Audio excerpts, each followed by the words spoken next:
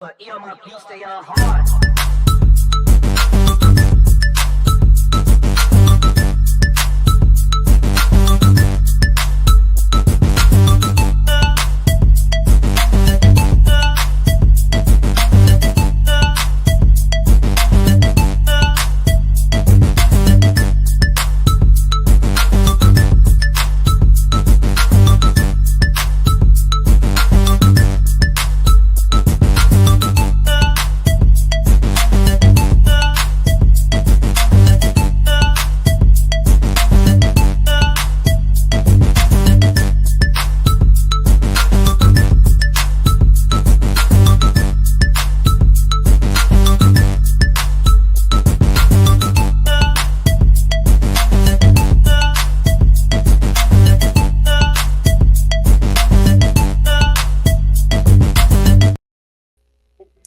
All right. Hello, good evening. Welcome to another live episode of the BCSN SportsWrap right here. Bryan and A.D. Drew, what's going on with the hood, man? What? Ain't that how the kids warm up these days on the basketball court, man? I guess you letting your kids wear hoods in warm-ups? They do it at the college level. Do they really? Yes. I've never seen that. Yes, yes, they do. Okay. All right. Well, I thought that was some kind of some homage to the draft and everything. You know, I got the draft day fits and everything. I thought that was what you were doing. Yeah, there's some people who need to go and hide after what we saw transpire 3 previous days. Oh. A lot of pundits are punding on their mispundifications. A lot of people got it right. Let's just say a lot of people got it wrong. Most people got it wrong. Let's be real. Everybody got one thing wrong. Yes, they did. But actually, I came across a video of somebody who actually got it right, dead right. And so, shout out. I if I can find it in my Twitter feed, I'll tell you who that was. But tonight's show, as we recap the past week, it was a big weekend in the NFL draft, and one particular name, one story sort of sucked all the air out of the room. Sucked it out, dominated the conversation. You could even hear about the stories of the other players because everybody was concentrating on one story, and rightly so.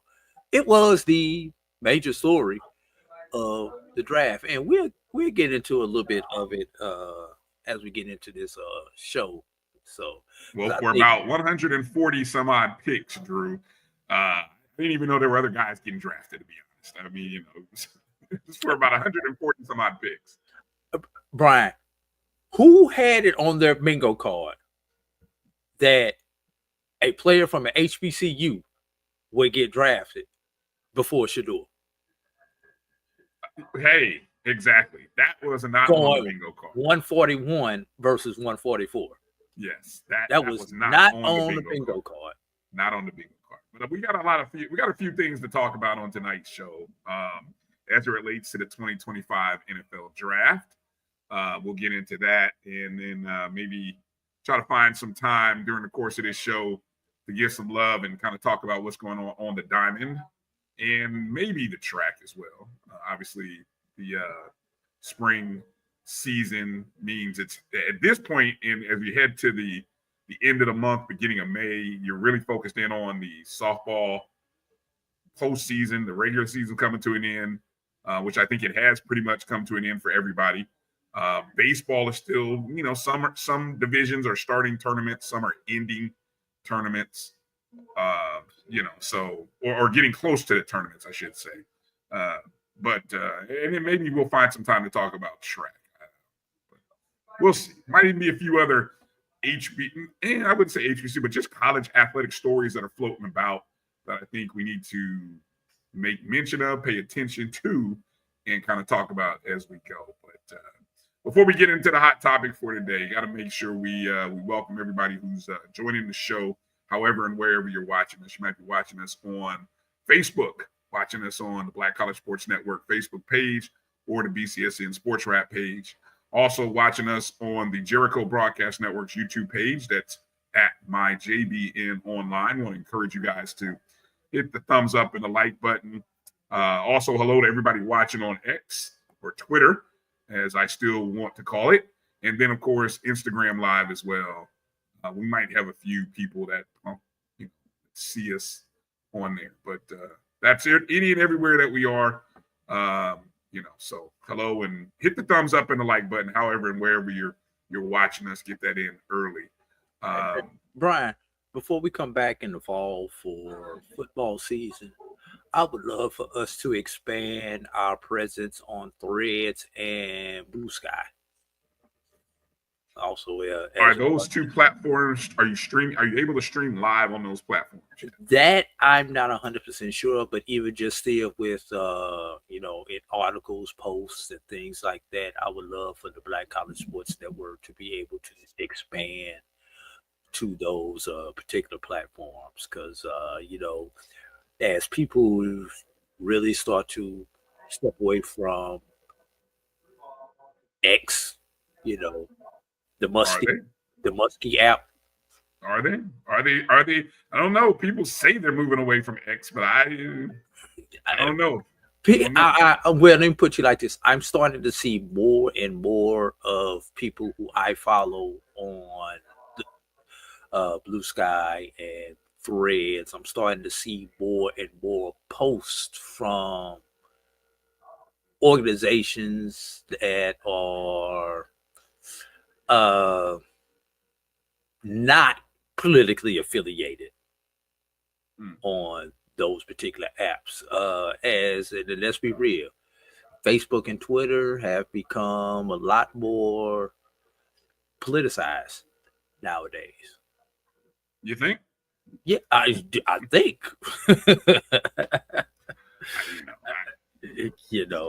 I don't know how some of these algorithms find me with some of the posts. That's all I'm gonna say. Okay, well, I'm not smart. Look, I'm smart about some things, and know there's some other things that I'm not in. So I'm not. I don't know. I know some programs know what I like, and I get a lot of that. Probably a little too much of it. And then there's other programs I think that are maybe trying to feed me certain things. I don't know. So I'm one of those people. I can be sort of I can look at something from the window and just be comfortable with window shopping. I really don't have to go in to the store. I can do just fine looking outside the window. So kind of gotten used to it over the years. So right. Anyway, but yeah, look. Hey, with that said, if we can get a social media manager, Drew, all that can be possible. That and a lot more. Yeah. So anybody looking for an internship opportunity, anybody looking for just want to join the team and be a part of what it is we're doing. All right. I mean, look, we're open. Open, looking for people that want to be down. You thought about getting in this space and want to help out, and as Drew said, help push some content to those other platforms, because it's a grind just in a few places that we're at right now. It's a grind, and then trying to get those numbers up is a headache in itself. So let me not get too depressed talking about that, Drew, and kind of get into the lead story from the 2025 NFL Draft weekend. And it was, why did former Jackson State and Colorado quarterback Shedeur Sanders, why did it take him 143? Well, probably not 143. Why did it take him 40 to 42 picks to be taken? That's the big story. Shedeur Sanders drafted in day 3, round 5, pick 144 by the Cleveland Browns, Drew, who had actually already passed on him in the 3rd round to draft Dylan Gabriel from Oregon. But they came back around in the 5th and drafted Sanders. And of course, they traded up to get Sanders. Yes, they traded up to get Sanders. So passing, look, every 90% of the draft mocks analysis that I had seen leading into the draft had him going in the first round. Definitely not going first. I mean, that went to Miami's Cam Ward, but didn't go in the first day. Teams that people believe needed a quarterback would draft him. Didn't. Then you move into day 2, and then it got really interesting because the same teams that passed on him on day 1 passed on him on day 2, which was rounds 2 and 3. And then left the big question on Saturday night began to be, okay, why? Why is he being passed over? So we'll start there, Drew, with that big question. Definitely why do you think he was passed over? And then I'll get my thoughts. And let me first say hello to all of our friends who are joining us in the chat room. You know, G Boom, Chuck Hunt, Troy White, Jeff Roberts, Johnny Thornton. Say hello to all of you and many more. Those of you if Mary come join us on the chats. Mary 305, thank you. Hello to everyone checking in. But Drew, what's your thought? Why do you think it took so long for him to get selected? Bryan, this is not my child. This is not a player who I coach or have an association with. I have met him once or twice. I have had conversations with him. And, you know, I have never personally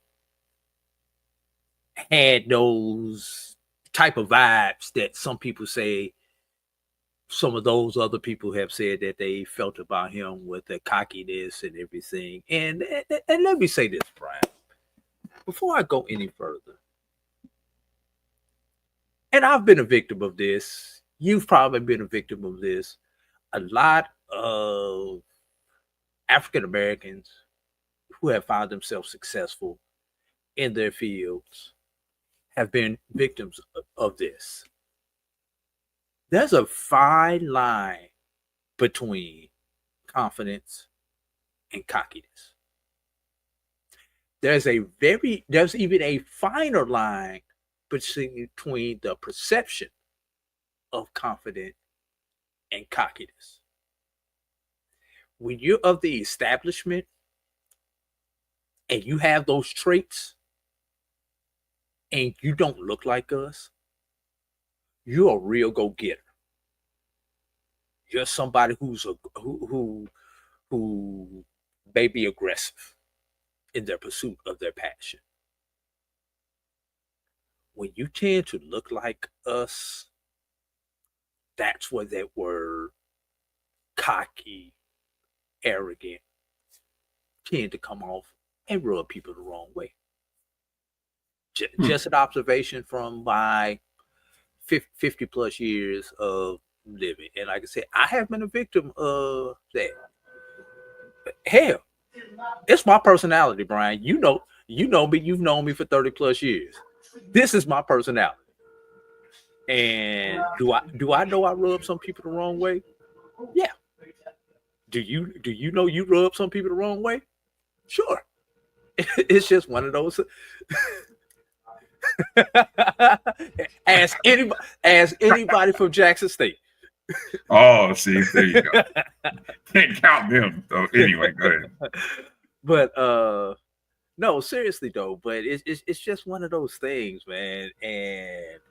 And as we watch the real life case study, true, turn into a train wreck, and cost this young man $40 million.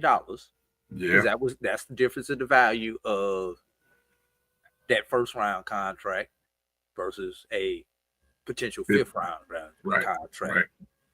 Guaranteed money versus you got to make the squad. So, and I'm gonna get to the daddy portion of it in just a moment. It's real. It was real interesting, Bryan. But I think back of a couple of other individuals, Bryan. First one that came to mind was Johnny Manziel. Okay. You know, Johnny Manziel comes to mind because let's think about him coming out of Texas A&M. Heisman Trophy winner. And he had who as his star wide receiver? Mike Evans, if I'm not mistaken. So, did Mike Evans make Johnny Manziel? Or did Johnny Manziel make Mike Evans?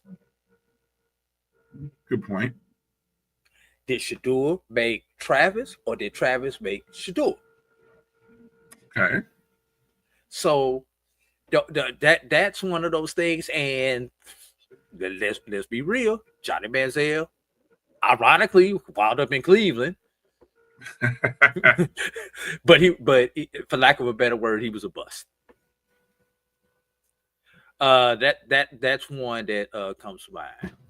Well, can I go ahead? Because I'm gonna write because I'm gonna throw a couple other. I'm gonna just throw a couple because I want to. It's funny. I'm gonna write these down because I want to respond because there's a couple things that I find interesting about the Manziel comparison that I think that I haven't thought of. But go ahead. And think about everything that went on around Johnny Football.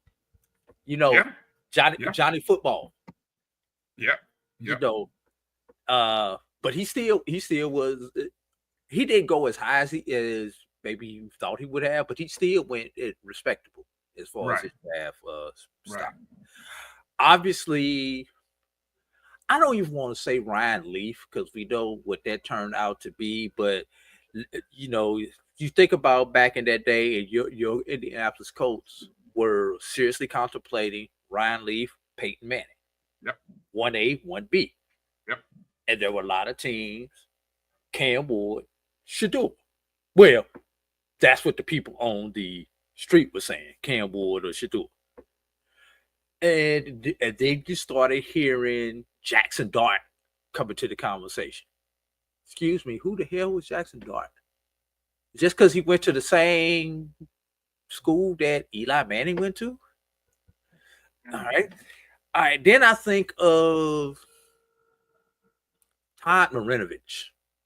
Oh, wow. Okay. If you remember Todd Marinovich, this was the kid who never had a Big Mac growing up. Right. And his dad controlled a lot of everything. He remember he was robo quarterback. Yep. Coming out of USC. Yep. And I think about that and the Shador, and the prime factor in this. You know, those are just some of the things that just popped into my head as I was thinking about this quarterback comparisons to the train wreck that we saw. I'm gonna let you respond before I get into a few other comments. Well, okay. So the biggest thing that I think occurred here is that the Sanders camp overplayed their hand. They really overplayed their hand in this situation. And it wasn't until after day 3 that you realized that there wasn't a real legitimate agent that was a part of being in the Sanders camp. There was no Drew Rosenhaus. There was no Lee Steinberg. There was no Nicole. Who's the young lady who's Jalen Hurts agent? Nicole something. I can't think of her name. But no, there wasn't a legitimate agent that was a part of this. Because I think if there was a legitimate agent in the Sanders camp, some of the things that occurred in the process would have been done differently. Now, here's what I mean by that. From all reports, right, and we all listen to a lot of the same people, and thankfully, you know, Twitter gives voices to anybody that we miss, right? But by all reports, Drew, there are certain key things that he did not do, which other quarterbacks had done. For example, you mentioned Johnny Manziel. The one thing that I heard about Johnny Manziel in his pre-draft process is he interviewed really, really well. Like, he knew the GMs, names, knew their. I mean, he had done research on people and what they were and who they were. Like, he went into those meetings very well prepared. Reports are that Shedeur Sanders was not. And there was even a couple reports by, I think it was the guy Tom Pelissaro on the NFL Network or something, that it said a pair of GMs had told him that it was one of the worst interviews they've ever had with a player. And regardless of whether those were organizations that you didn't want to play for, there's a respect for the process, Drew, that wasn't adhered to, seems to be, right? You mentioned Ryan Leaf. Ryan Leaf had the measurables. He worked out. Marinovich, Manziel, all these guys worked out. Shedeur apparently didn't work out at the combine, didn't work out at the practices for the camps. Other people have not worked out at the combine. Okay, correct. Other people have not. But in the All-Star game practices, is there anybody, Drew, that has not worked out at practices for the All-Star games, not worked out at the combine, and then had their pro day be the very last pro day? That's an interesting pattern, right? That I don't think anybody has ever done. It's like, okay, I get you don't want to work out for that's fine. But, did those same people not practice? Because he didn't have to play in the All-Star game. He could have practiced in the All-Star game. And a lot of people get some evaluation of what you can do in those practices, right? Say you don't want to get hurt in the actual game. Okay, we get it. The practices are controlled. No one's going to hit the quarterback in those practices, right? So, but he could have practiced. He could have showed his leadership skills. He could have showed his ability in those practice settings. But apparently he didn't do all that. So when I say they overplayed their hand by thinking that all I had to do was rely on my tape, which the tape is good. But here's my other point, Drew, and now I'll turn it over to you. When people don't know you personally, you have to step into a room and impress them. And I think for a young man who has only had his father as his college and high school coach, he did not have or learn the ability of impressing someone else to get a job, which is what you and I go through. Everybody in our chat room, 99% of y'all, this is what you go through. You have to impress somebody to get a job at some point in your life, because your parents, maybe at some point, whether they were whether it was a job or a team, somebody has to sort of validate what your parent already knows. And that your parent knows that, hey, this is a class A1 person. This person will make your organization better. Daddy knows that. Mama knows that. But guess who else needs to know that? 32 GMs, owners, vice presidents, right? They all need to know that. And they can't tell that off of TikTok, YouTube, and Instagram videos. And because that's skewed. That's not reality. Maybe it is. I don't know. You know what I'm saying, Drew? So I think they overplayed their hand, and somebody he needed an agent to help him with the pre-draft process better. And I think had that happened, Drew, he would have at least gone, I think, in the second round, maybe even the first round. Bryan, and you make very valid points, and we probably gonna do some counterpoint right now. What I want you to think about this: what did Deion Primetime Sanders do that Archie Manning did not do for Eli? Because they took very similar approaches. Remember, Eli Manning refused to play for the San Diego Chargers at that point in time. What did Primetime Sanders do that Jack Elway did not do for his son John, who refused to play for the Baltimore Colts at that point in time. Daddy controlled the narrative in both of those situations. Okay, my counterpoint to that, in both of those situations, Eli Manning worked out at the NFL Combine. I'm looking at it right here. He worked out. He had not only pro days, but I'm looking here to try to see if he actually participated. He participated in the process. Now, and John Elway, John Elway had another sport that he could lean on. So they were kind of playing the leverage of another sport. I get that he tried to pull, whether you call it Archie or Eli or whatever it was he called it. He tried to, and that's fine. I don't have a problem with that, Drew. I really don't.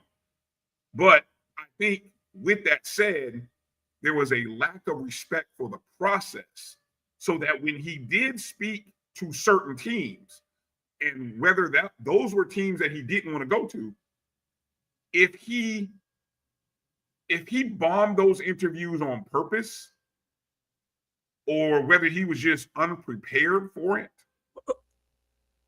I mean, that message, that interview, Drew, got spread across to other teams. It had to have. It had to. That's the only thing I can think of. Right. But isn't this also the son of the same guy who intentionally bombed a couple of interviews so that he could get drafted by the Atlanta Falcons? I forgot. Is that what he did? Yes, he has come out and said that. I can't remember who was drafted because he went number 5 to the Falcons. He did go number 5, yeah. I can't remember who was ahead of which draft was that? Which draft was that? That would have been the 1990 draft because he came out after the 89 season because his first year was my first year in Tallahassee. You sure it was the 90 draft? Yeah. His last college season was 1989. No. It wasn't the 90 draft. Because the 90 draft was Jeff George. I think it was the 89 draft. No, George was 91. No, I'm looking at it. George was 90. I'm sitting here looking at it. All right. Yeah, okay. It was the 89 draft class. Okay. 89 draft class. You had Troy Aikman, who went to Dallas. Tony Mandrich, who went to Green Bay. And that's another Sanders, story in itself. Barry Sanders, who went to Detroit. Derek Thomas, who went to Kansas City. That was all who went before Sanders. So who knows? If you want to go with the thought that maybe he tanked interviews, maybe I could foresee maybe that he tanked. Detroit was bad, so it was bad. Green Bay was cold, probably didn't want to go there. Who knows? Maybe Kansas City. Kansas City was okay at the time, but he was probably looking at Atlanta. Atlanta and Tampa were the two teams that he was probably thinking, if I go in and perform poorly, I can either go to Atlanta or I can go to you didn't want to go to those Tampa Bay Bucks. But he was in Florida. Don't forget, he was a Florida kid, right? He's Florida, Fort Myers. Yeah. Fort Myers, right? And he played at Florida State. So he's a Florida guy. And don't forget the influence of Florida football at that point in time, right? He made Florida State a name. So there was a big backing that he could have rolled into. He could have made a lot. I mean, he made a lot of money in Atlanta, but he could have made just as much money, in there. So, but again, it's not the refusal of going to a particular team, Drew, but I'm talking about the process. And I respect that. That is totally respectable. Yeah. And keep in mind, everybody, we are looking at this from 40,000 feet above. we have no inside knowledge. Oh, the real stories are going to start to come out this week. Yes. The real stories on what happened, they're going to start to come out because there were teams who could have used his services. Look, I can go through about 5 teams that really needed his services. Pittsburgh, for one, needed. I thought after, as it got deep, especially when it got to day 3, I wonder why the Miami Dolphins did draft him, because I mean, you got Tua Tissue as your quarterback down there in Miami, so I think that would have been a good situation for him. Look, you can go to Las Vegas Raiders, where Tom Brady is the GM, who is his mentor. I mean, that's another one that shocked me. So here's the big, and so here's a couple of thoughts that I have, right? And this maybe is a shot or a wake-up call at, does Coach Prime, I don't know if an agent would have done this, or is the influence of Coach Prime in the NFL overrated? Yeah. I mean, because I'm gonna tell you what it is, Brian. He had to go because Coach Prime has come out blatantly and said it. The only team he would ever coach in the NFL is the one that his son played quarterback for, not the one his son will play defensive back for, his other son, but his son would play quarterback for. So with that and the fragile egos that you have, that part right there. First of all, there are only 32 jobs out there, and you have to do whatever you do to protect that job if you're one of the 32. And there are very few coaches who could have taken that risk. Mike Tomlin could have taken it. But he didn't. No, he didn't. No, I'm just saying he could have. He could have. But the whole fragile ego thing. Denver is another one that could have done it. LA, because how much longer does golf have? I'm amazed at LA is another one.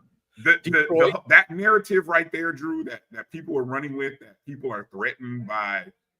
I mean, you mean to tell me that you can't control the spin, that you are so worried that his whatever is so big that you're going to allow it to be a distraction in your organization? Really? I mean, if reporters want to ask those questions, you can choose not to answer it. You can choose to say, "Oh, you have questions regarding." I mean, I'm just blown away that it's the same thing that people say, "Oh, they don't want to deal with so and so's mom and their family." I'm like, wait a minute, where is your sense of ownership in the fact that this is my team, my organization, our team organization, and that we're not going to let out. Look, there's one thing about working with somebody who has strong influences from parents or agents, but to be dominated and controlled is weak. And it's surprising every time I hear it brought up. It's weak, man. Brian, it happens at the collegiate level.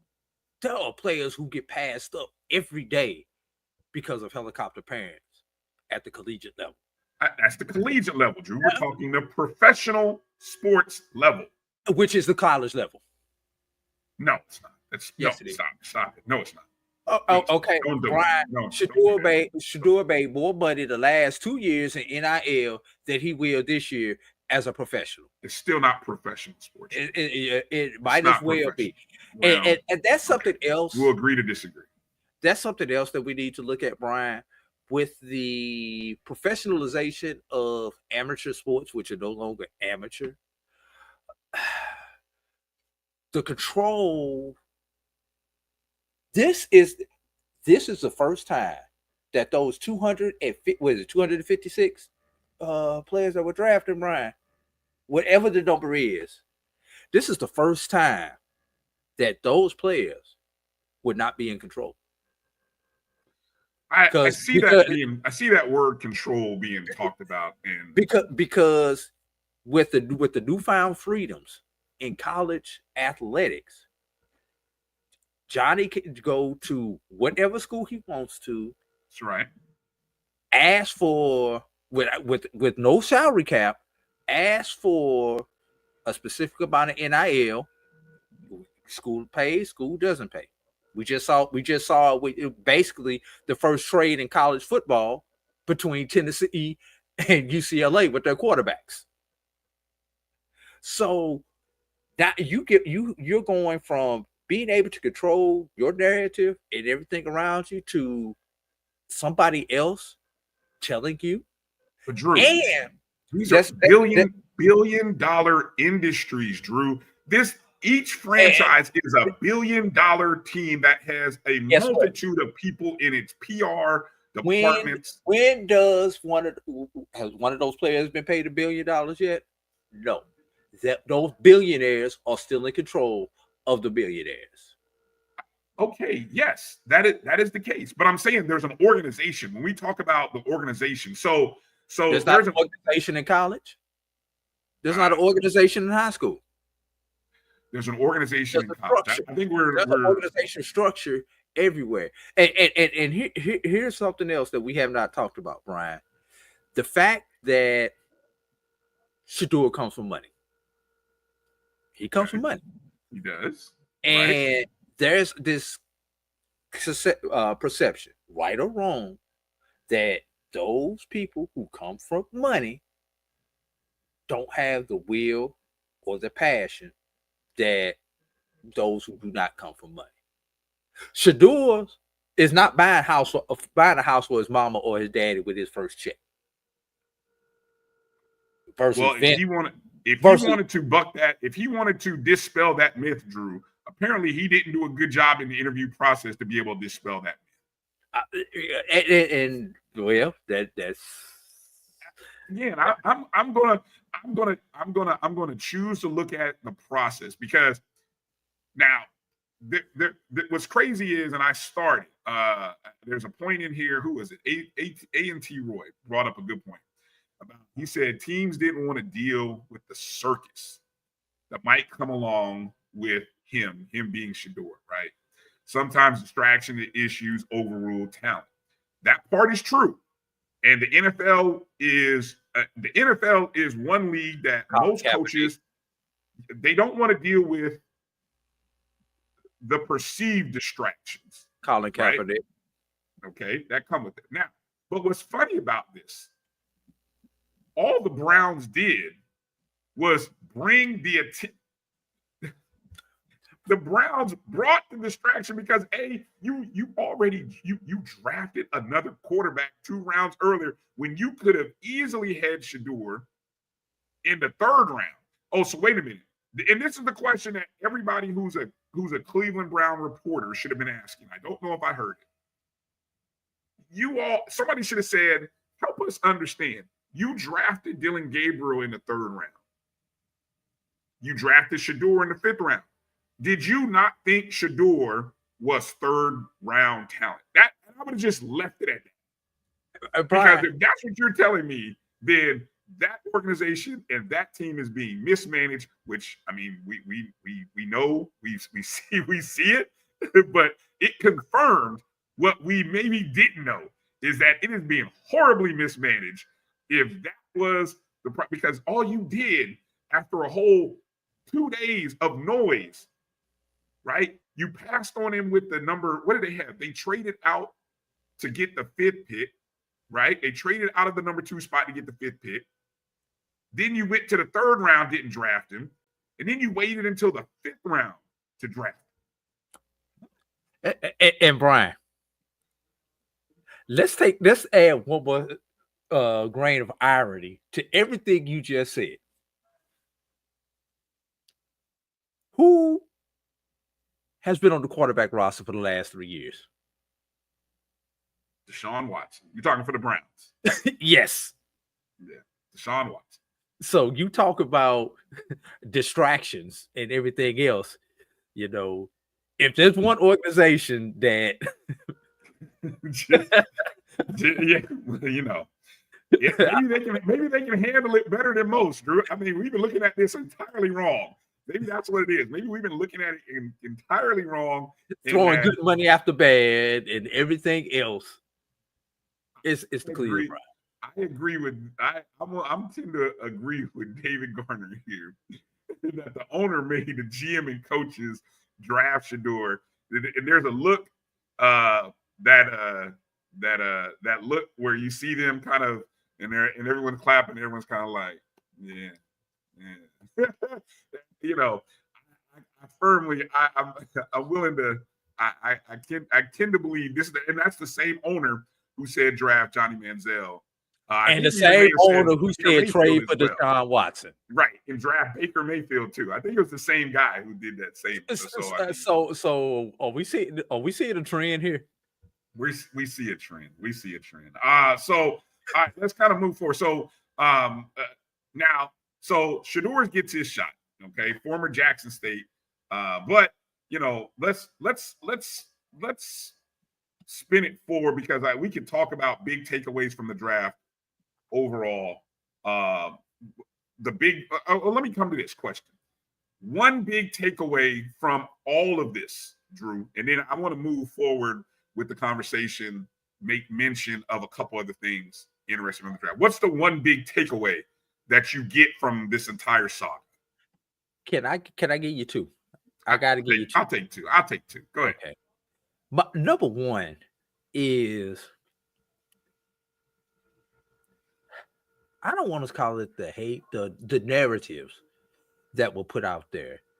Because despite everything around Shedeur during the draft and post-draft, one of the biggest stories that really pissed me off, and that's the best way that I could put it, before the draft was about Travis Hunter. And the fact that his father had to get clearance from his probation officer or parole officer or whatever officer in order to travel to New York for the draft. And this being out there, this being the narrative of a young man who has, for lack of better words, done everything the right way. He had the incident with his girlfriend that played out on social media a few months ago. But other than that, he's had his nose clean. Mm-hmm. And this was the narrative that a lot of people were pushing out there. So one takeaway I want to give is my disappointment over the whole process. How it's almost like baseball arbitration, Brian. And I don't know if you're familiar with the arbitration system in baseball, where you've produced for these 3 years. Now we got to go in front of an arbitrator to determine your salary for the next 3 years. Oh, you tell me how great you are, which you're supposed to do. I tell you how much you suck, and I don't want to pay you more than this amount. But when it's all said and done, we got to kiss and make this baby and go out and compete together for the next 3 years. It's almost kind of like that, like they push these things out so they can devalue these professional athletes. Now, I no longer call them student athletes in the process. But you're supposed to be happy, all smiles and giggly, and say, and yes, master, once you sign this contract. Mm. So that's narrative number one for me.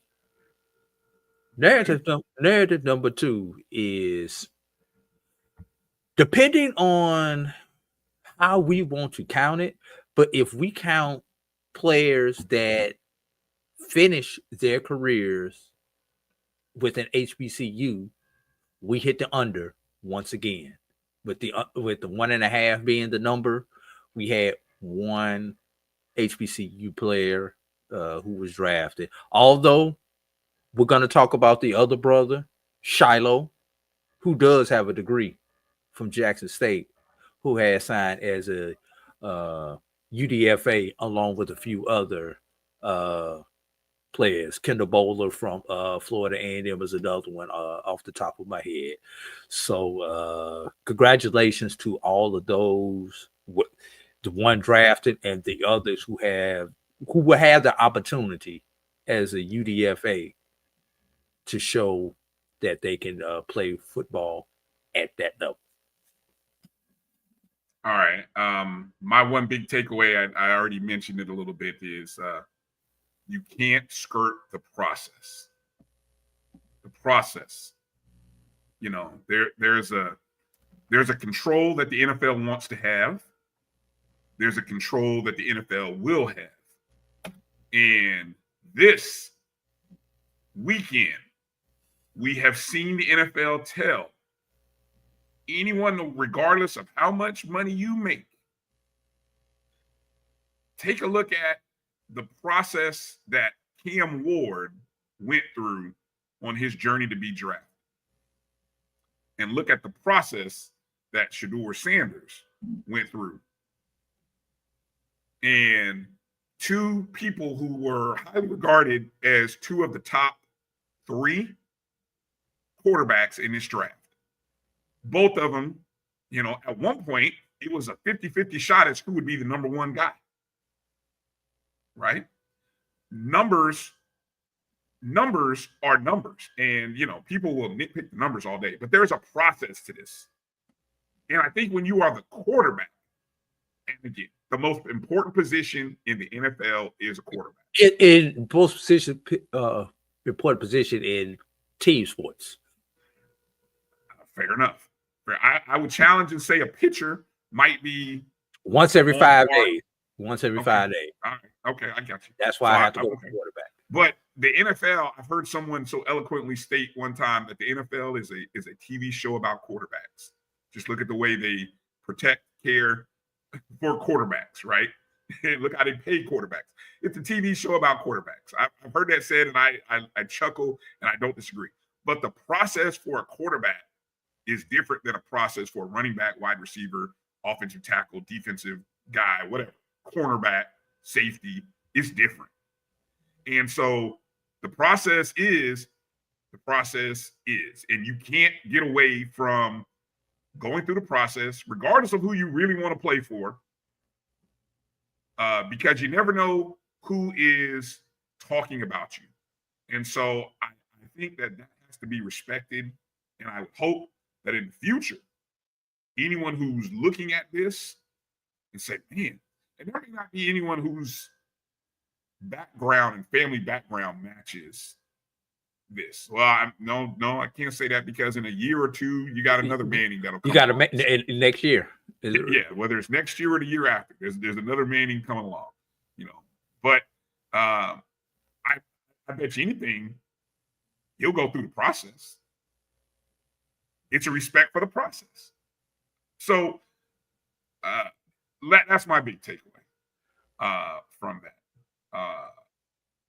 Let's make mention of the one. That's right, the one. Now, I saw the total. Now, among FCS players, I believe I saw one report that there were 15. Hold on, I'm looking here. I'm on FCS Football Central.com. Yeah, that's our guy Blue's website. 15 FCS players were selected in the 2025 NFL draft. So that's up from 11 a year ago. Only one HBCU player was drafted. One player was drafted.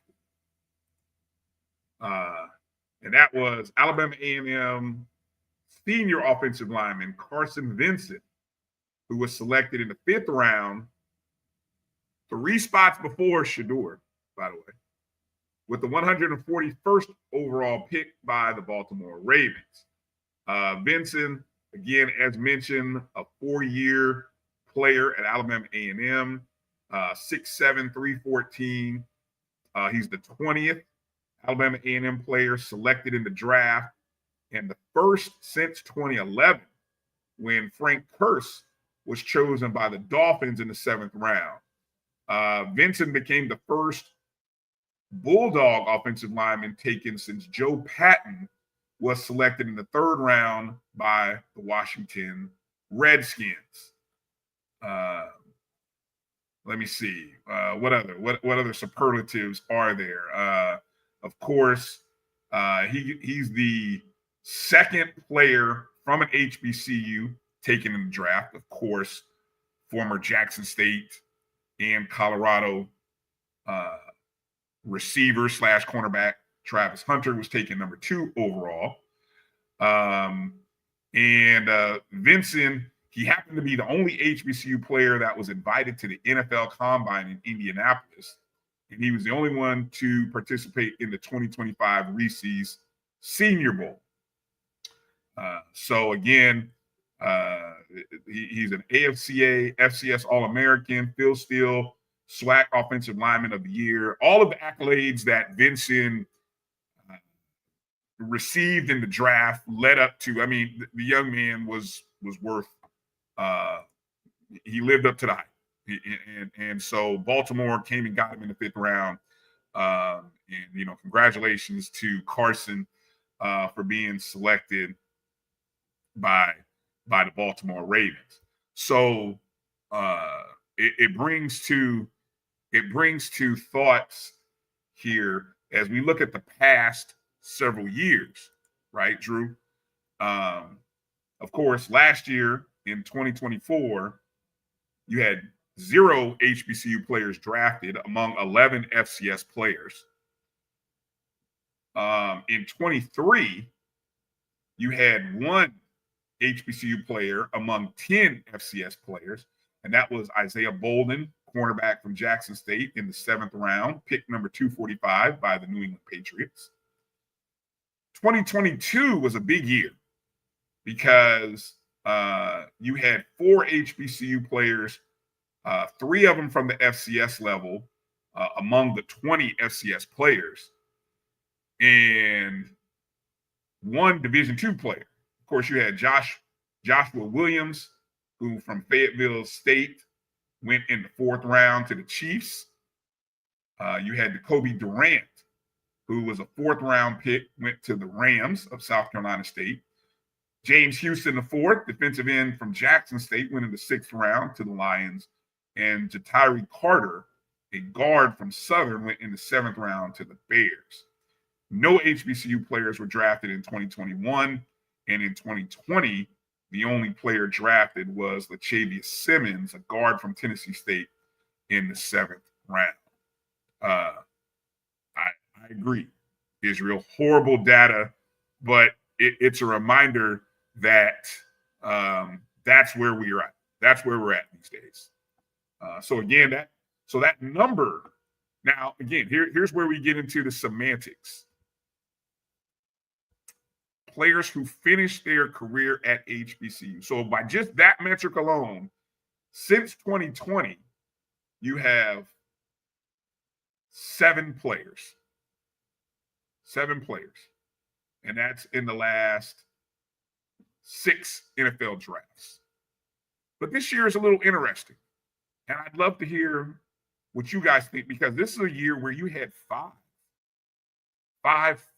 HBCU players, whether it be former or current being finished their playing career at an HBCU. Of course, Travis Hunter, number 2 overall, Jackson State. Bishol Tootin, the running back, formerly for North Carolina A&T. I don't know if you remember him from a couple seasons ago. He transferred to Virginia Tech. He was drafted in the 4th round, number 104, to the Tampa Bay Bucks. Of course, you had Vincent in the 5th round. Then you had Shador, former Jackson State quarterback, all SWAC player of the year, Black College Football player of the year, all of the accolades that befitting someone of his stature go in the 5th round. And then you had Ja'Cory Krosky-Merritt, who was drafted in the 7th round, number 254, by the Arizona Cardinals He started his career at Alabama State, later transferred to Arizona. So the question is, are we counting Hunter, Tootin, Sanders, Krosky, Merritt? Are you counting those guys? Do they count against the ledger? Do they count against the number? I'm curious. What do you guys think?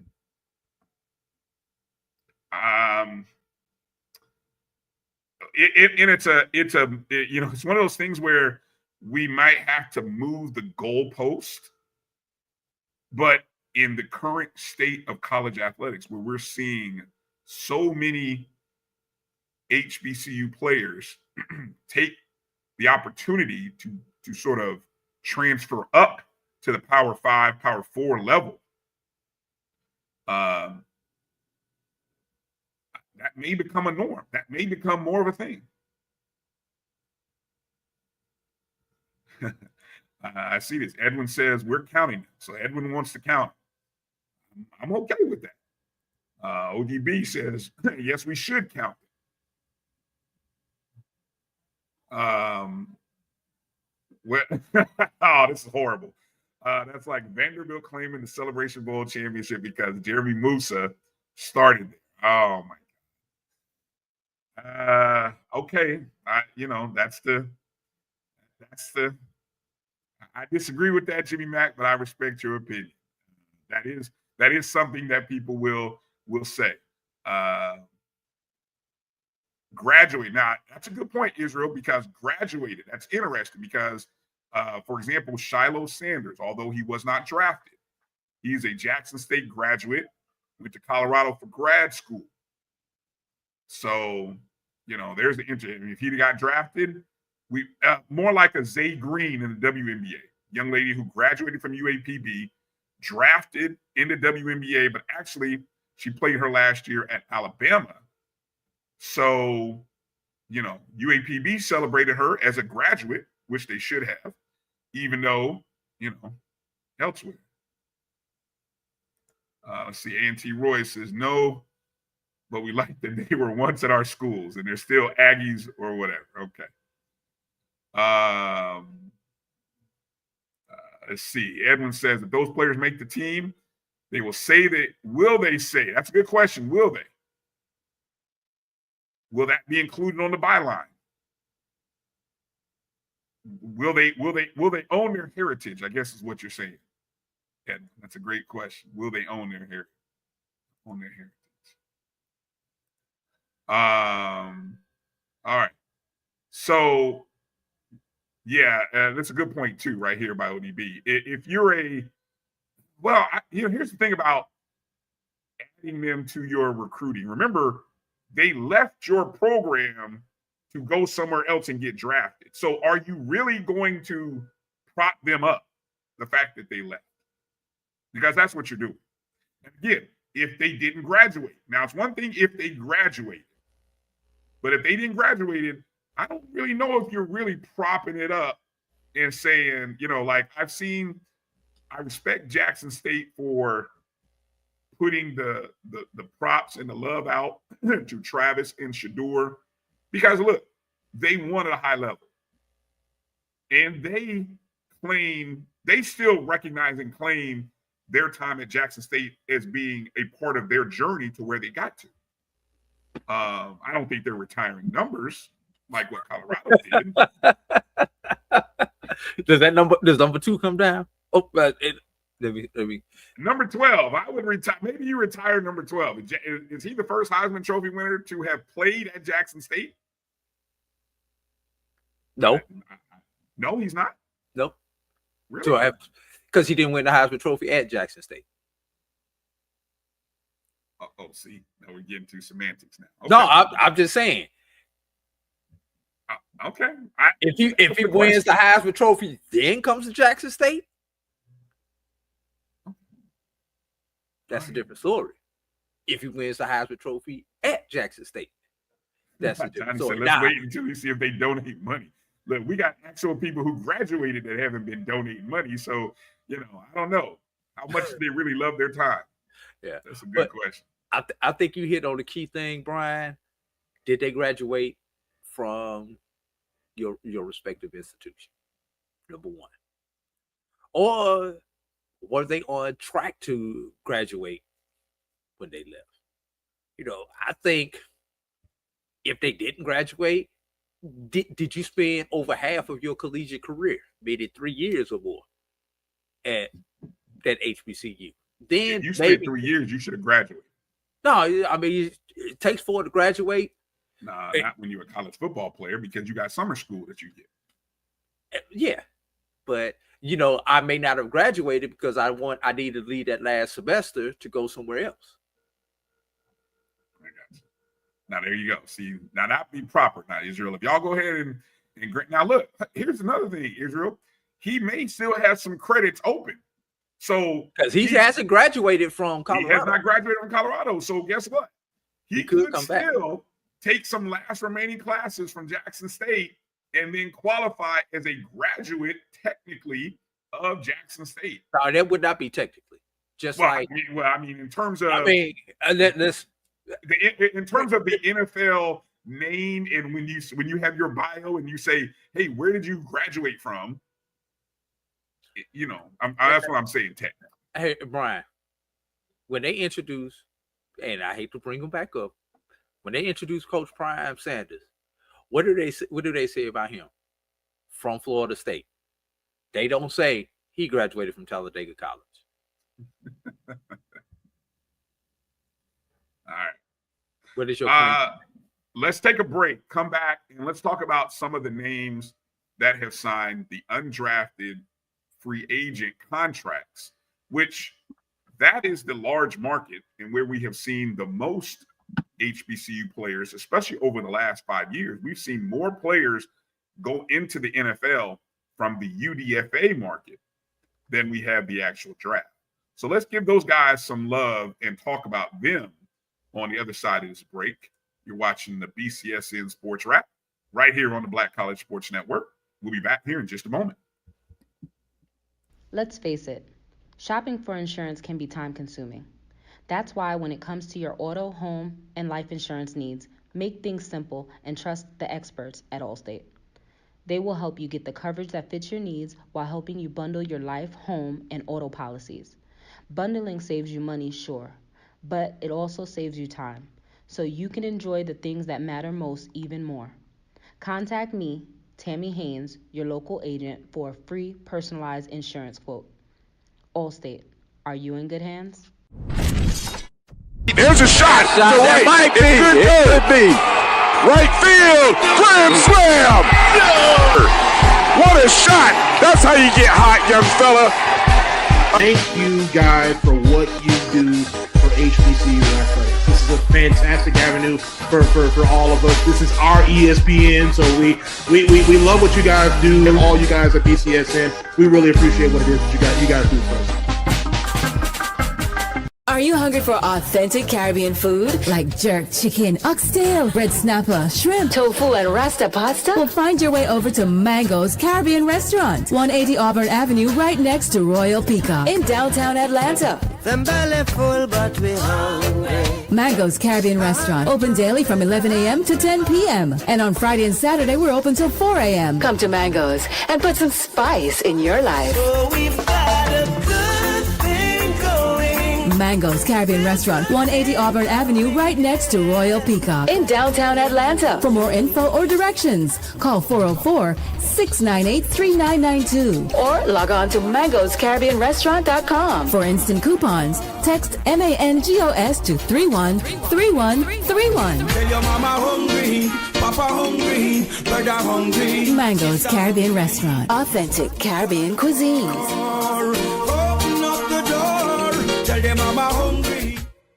The Cuvée Group is a Florida-based marketing and training consulting firm. We help businesses communicate to their target audience and engage them in conversation. We also help to expand their audiences, which will ultimately result in growth for those organizations. In addition to being a certified constant contact specialist, my colleagues and I are also certified in John Maxwell Leadership Principles. We use these proven principles to conduct workshops, training, and private coaching sessions for individuals and companies looking to take things to the next level. Contact us to schedule a free consultation. Issues today, don't delay, call Cuvée.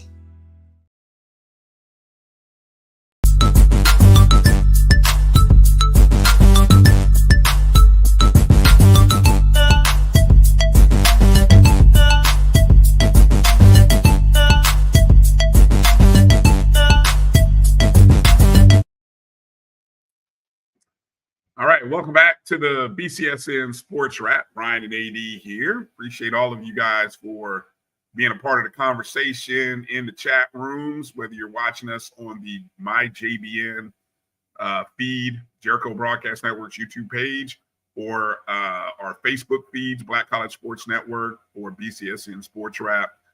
Might even be watching us on X, Twitter. So we say hello to everybody and appreciate you guys.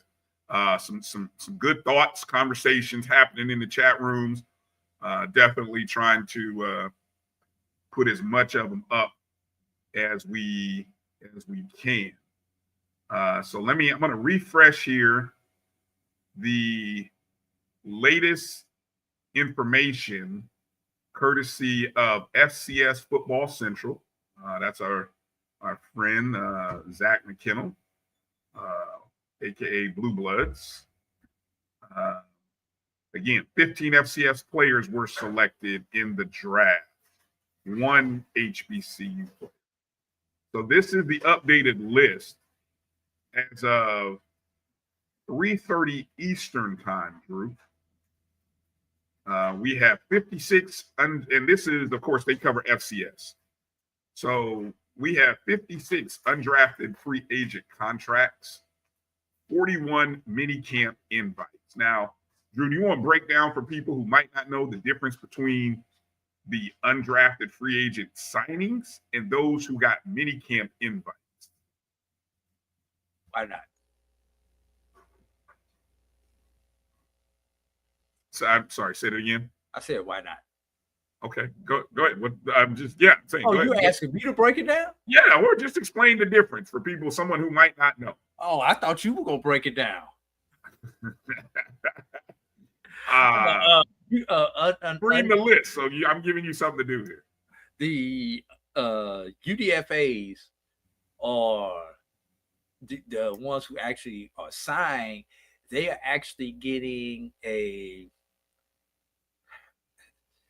You got to help me out with this one and try to remember it. They're gonna get paid for camp, and they have the opportunity. Should they make the squad, their contract is already set. But those who are get mini camp invites, they still receive their daily per diem. But if they are picked up by their team, they still would have to negotiate a contract on the backside. That's my understanding of it, Bryan. All right. So I'm reading from I'm going to read from an article. I think you're pretty much on point. I'm going to read from an article from HBCU Game Day from 2022 on this very topic, written by Tolly Carr back then. I'm just going to kind of summarize a few things.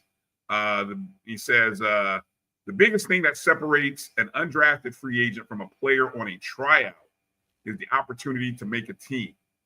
Undrafted free agents have signed contracts, which represents a second tier of investment by the respective team.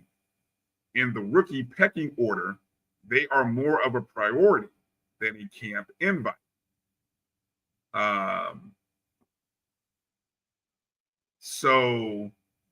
Camp invites are a long shot to make the team. There are no contracts given out to players who are invited to a camp tryout. These players already come in as long shot chances because teams passed over the opportunity to sign them twice, once in the draft and once as a free agent. The rookie mini camps will feature a mix of 40 to 60 players who are draft picks, undrafted free agents, and other tryout players. Players there on a tryout will need to do something impressive and do it quickly to stand out. The mini camps are only running for 2 or 3 days. No two teams will conduct transactions the same way, but generally 15 to 20 guys might get invited to camp, and a couple of the invites might sign free agent deals when it's over. Okay, so good article stuff there by Tolly from a couple of weeks ago. EA says there's also a priority undrafted free agent. All right, so that's interesting. All right, so here we go.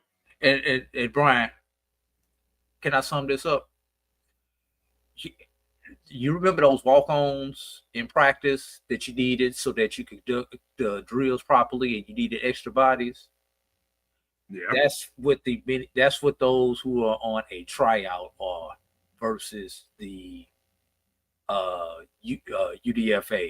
The UDFAs, especially for this rookie camp, are what you would call your travel squad on the collegiate level. Right. And it's not to say that an undrafted free agent can't muck it up. So, you know, he could, but you know, and they have. There's going to be a number of them who will. Right, but it's coming in. It's a team that they like something about you, and so you kind of walk in the door. You're still trying to prove yourself, but as the saying said already, you got one step, just one step, really. You know, if you really think about it, you're just one step ahead of the mini camp guy, right? All right, so here's some names. Now again, this is FCS, so you're going to see some names that were formerly HBCU guys that transferred to another program. For example, former Alabama State wide receiver Kissian Johnson. You remember him? That's a no. Okay, just say so. Don't leave me hanging. He went to Western Kentucky from Alabama State. He got an opportunity. He was signed, a UDFA signing to the Baltimore Ravens. Moving on down the list here, and I'm going down the list. Of course, you already mentioned Florida A&M defensive back, first team all SWAC, Kendall Bowler, signed a contract with the Denver Broncos. Congratulations to him. Jackson State, former Jackson State / FAU defensive lineman Devontae Davis, again, started at Jackson State, transferred to FAU. He signed with my Indianapolis Colts, who they've done pretty good about keeping HBCU guys. Yeah, they do a good job of recognizing the talent there. Also from Jackson State, you got defensive back Robert McDaniel. He signed a UDFA with the Washington Commanders. Congratulations to those guys. Moving on down the list. Let's see. We get to North Carolina A&T offensive lineman Jason Ivey, signed with the Cleveland Browns, UDFA contract. North Carolina Central wide receiver Joaquin Davis signed a UDFA contract with the Denver Broncos. Also, former North Carolina Central offensive lineman who transferred to South Carolina, Torricelli Simpkins, he signed a UDFA with the New Orleans Saints. South Carolina State linebacker Aaron Smith, remember him from the we were really high on him. He had the record-setting performance in the Celebration Bowl. He signed a UDFA with the Philadelphia Eagles. Let's see, going on down the list here. And I think that is the last, at least currently, the last UDFA per FCS Football Central. If you guys have heard of any other names, UDFA contracts, please feel free to put it in the chat room. Let us know. Now, here are the minicamp invites as of right now from the FCS level. Just kind of scrolling through the names here. Howard defensive back Robert Jones. He has a couple of minicamp invites with the Kansas City Chiefs and the Minnesota Vikings. Howard defensive back Xavier. I think the name is Robu. Robiou is his last name. I don't want to butcher it any more than what I just did. He got a minicamp invite to the Washington Commanders camp. Jackson State running back Irv Mulligan, wasn't he the SWAC Player of the Year? SWAC Player of the Year got a minicamp invite to the New York Giants. Heisman Trophy candidate. Let me stop. We'll see. That Drew who said that, not me. Drew did that. Also, Jackson State edge rusher Philip Webb. He got a minicamp invite to the Miami Dolphins. Morgan State defensive lineman Elijah Williams got a minicamp invite to the Minnesota Vikings. Joe Quinn Davis, he got an invite to, well, it's already listed here as the Broncos. So I don't know. He got the invite, plus he got a UDFA. So I don't know how that works. North Carolina Central's Quantez Mansfield, defensive lineman. He got an invite to the Minnesota Vikings.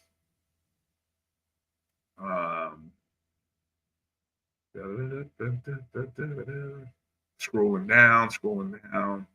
I guess, and I guess the only other minicamp invite, I guess we could add in there. Well, I don't know. Did Shiloh get a UDFA or did he get a minicamp invite? UDFA with the Bucks. With the Tampa Bay Bucks. So that's former Jackson State defensive back and graduate. Former Jackson State defensive back / graduate. Jackson State. Although I don't know if I want to just say alumnus crew because I learned that anyone who attended is an alum. So that's why I have to call him a graduate of Jackson State. He got a UDFA to Tampa Bay Bucks. So, and again, you know, these are the invites could turn into UDFAs. You know, I see Kylan said he thought Elijah would at least get a UDFA. I mean, it's possible. You know, that's what you have agents for. You know, that's what his agent may be working toward. Seven McGee, who I'm not familiar. Seven McGee, help me out here. I don't see his name on the list, so you may be ahead of. Again, I know there's a couple other trackers here. Again, I'm reading from the FCS Football Central tracker. I know Hero Sports also has a tracker as well. So there's maybe there. I think also the CFL's draft is sometime this week. So there may be opportunities for some guys in the CFL. We do know that of course, the Spring Football League, known as the UFL, is happening right now. And I think there's another league there's a World Football League that's happening upcoming. Yeah, you've got I think you have Arena League also. Yeah, there's some arena football opportunities. So there's a lot of guys still going to be chasing the dream after this weekend, and you know, just trying to get a shot. So we wish all those guys the best. See what happens. So, anything else that you wanted to mention, Drew, regarding the draft and just this where we are? You know, again, and I guess next year we'll have to be more specific about how we word the over under, and we'll have to say it as HBCU players that finish their playing career at an HBCU. How many will go in the draft? How many will be drafted? Because again, if we just said HBCU players, we might lose because there were 5 former HBCU players, but we didn't necessarily. I don't know. That's poor job by the book. The book did a poor job of specifying what the parameters of the contest was, right? And the only thing I'm going to add, Brian, is a lot of these players who began their careers with us at the HBCU level and then have gone on to other places looking for that greener pasture to lead to the potential of them getting drafted. Well, how did that turn out for you? For a lot of them. And first off, Jeff, I'm going to bring that up. I do not know if I haven't seen any CIAA or know I SIAC have not. Somebody from the SIAC. I know I have not heard of any SIAC players that have been picked up as of yet. And again, a lot of that. I'm sure of the CIAA, but I'm 99% sure there's a zero from the SIAC. And there were some names there at the at the Division II level. Both of them. You know, the one that's kind of shocking is a young man by the name of Jada Byers.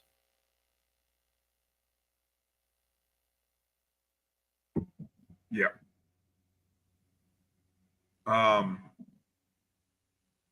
Yeah, it'd be interesting to that's got to be a lot of work for whoever his agent. There's an NFL Europe League still. I didn't know there was an NFL Europe League. Okay. Now, that would make sense given the popularity of the NFL over in Europe. Yeah.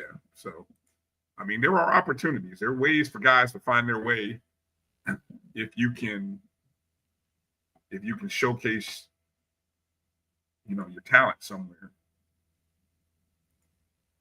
But it's a hard road, man. It's a hard road. So it's hard out here for a pimp. Well, and it just goes to the bigger point, Drew, that you got to get the most out of the years that you have in college. And the one thing I was going to bring up is, and we'll have to look at this, do a study on this and look at the numbers. Is there something to be said about guys who transfer one time and have been or have stayed at one school, a la Carson Benson, or have gone to maybe just one transfer versus what we're seeing a lot, Drew? We're seeing guys who have been at 3 schools in 5 years. Heck, the guy who just went #1 overall, how many schools did he play for? Cam Ward, 2, I believe. No, 3. Yeah, you're right. Exactly. So maybe it doesn't matter. I don't know. That's a good point. Maybe it doesn't matter. Yeah, no, there's a good point. I kind of forgot that he started at Incarnate Word, then went to Washington State, and finished his last year at Miami. Yeah. And there's gonna be others. Look at the draft. They're already talking. Look at the kid from who's going to Miami. He's gonna have a couple of schools under his belt. Carson Beck. I think so. Super Bowl MVP went to 2 schools. Yeah. Okay. All right. Well. All right. Let's kind of spin it forward. I was just sitting here bumping around and seeing if there were any other non-draft related stories.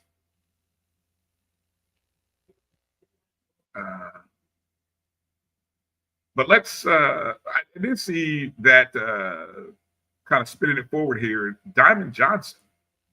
Remember we talked about her not getting drafted by the WNBA despite being a top 6 recruit in the same draft in the same class with 4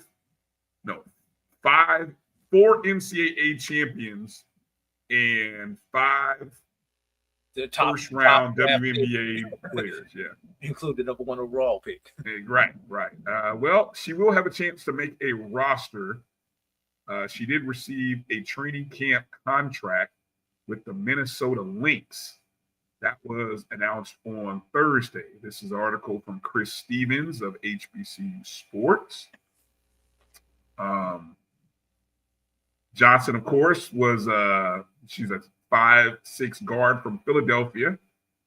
She was actually, didn't make the first 3 rounds of the draft, which shocked a lot of people. And so we'll see. I'm just kind of looking at here. Let's see. The Minnesota Lynx are the team that lost in the WNBA Finals to the New York Liberty in 5 games. And according to Steven's article, he says they have a few questions at the guard position, which gives Johnson a fair chance to make the team. So that's all you want. That's it. That's it. A shot. So we'll see. We'll see. Good luck to Diamond Johnson. Hopefully it works out for her. All right, that was the one non-football story I came across here. A lot of other stuff still waiting to be seen. I think some transfer portal news. I think a lot of people are waiting on the kid out of Howard, Blake Harper, to make his decision. I think I saw something he's supposed to be making. Actually, he probably already made it. Check your Twitter feeds, because I think I saw something that said 3:00 Pacific time he was going to make his decision. So I don't know. Anybody want to check Blake Harper's Twitter feed and see did he actually declare where he's going? He had down to 4 schools like Howard, Creighton. ODB said he's going to Creighton. So that was one of the 4. So there you go. Probably got a nice NFL package. Speaking of Howard, though, Drew, they happened to pick up one of your former guys from Morehouse College. He's going to take, I don't know, maybe, look, I would say Howard is probably okay letting Blake Harper go, because they picked up a young man from Morehouse. You caught that. You know about that story. Oh, yeah, yes, I know about it. Definitely know about it. And what was his name again? That would be Cedric Taylor. Yeah. And I can't make any comments about it though. But all right. Well, since you're giving me the name, I'll do all the commenting then. Yeah. That's all I can tell you. Cedric Taylor, I believe he's an Atlanta native. I think he was the SIC Freshman of the Year last year, and this year I think he was definitely probably first or second team, all SIC, probably first team. He's a heck of a player. I had a chance to call a couple games, see him in person. Heck of a player, heck of a talent from the Atlanta area. And while he probably is, yes, he did play in the Morehouse Howard game. So Howard got a chance to see him firsthand. I don't know what he did in that game, statistically speaking, but he's a 6'7" wing guard, and Blake Harper was about 6'7". So you lose a Blake Harper and you gain a Cedric Taylor who, for all intents and purposes, was probably always a D1 player, and he landed at Morehouse. So that was a get for Morehouse. Yeah. So yeah. I'm not gonna ask Drew to comment, but anyway. Appreciate that. I get you. Here's the thing. What about there was a running thought, Drew, and before we kind of talk a little bit about what's happening on the diamond for softball and baseball, and I think Ed brought this up, and it made me think about this. There was a talk happening at the end of day 2 that Shedeur should consider suing to go back to college for his 1 year of eligibility remaining, because he would earn more in NIL than what he is currently going to make this year as an NFL pro player. Not talking sponsorships, obviously, but from just on the field performance, on the field play.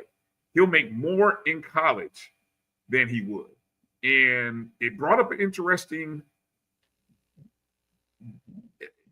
I'm not a legal professor, but if I had to make an argument, if I had to throw this out there to you, Drew, and said, here's a young man who was graded by most scouting services and publications a first-round talent.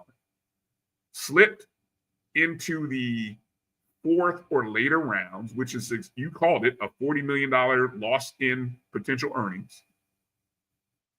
And he still has a year of college eligibility left. Still has to get a degree. Okay, can I stop you right there? Okay, sure. He's done 4 years of eligibility. Where does he have another year in?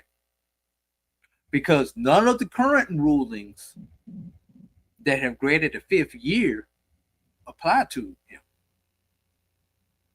Because the ones who get the 5th year either play JUCO or NAIA ball, and he did neither. But you know what he did do? He enrolled early in the spring COVID year, which players got back. So since he was, and he didn't play, but he was already an enrolled Jackson State student in that spring season, which was technically Deion Sanders' first season. So, you know, I think that's where that would be where that's where it would have come from. So good to see you, HBCU Overdrive, checking in. Good to see you. All right, so Drew must have had to step away for a second. So let me take another quick break, give him a chance to catch up, and then we're going to kind of finish the show up talking about what's happening on the diamond. Only on the BCSN SportsWrap, where we can do live phone breaks in the middle of the show.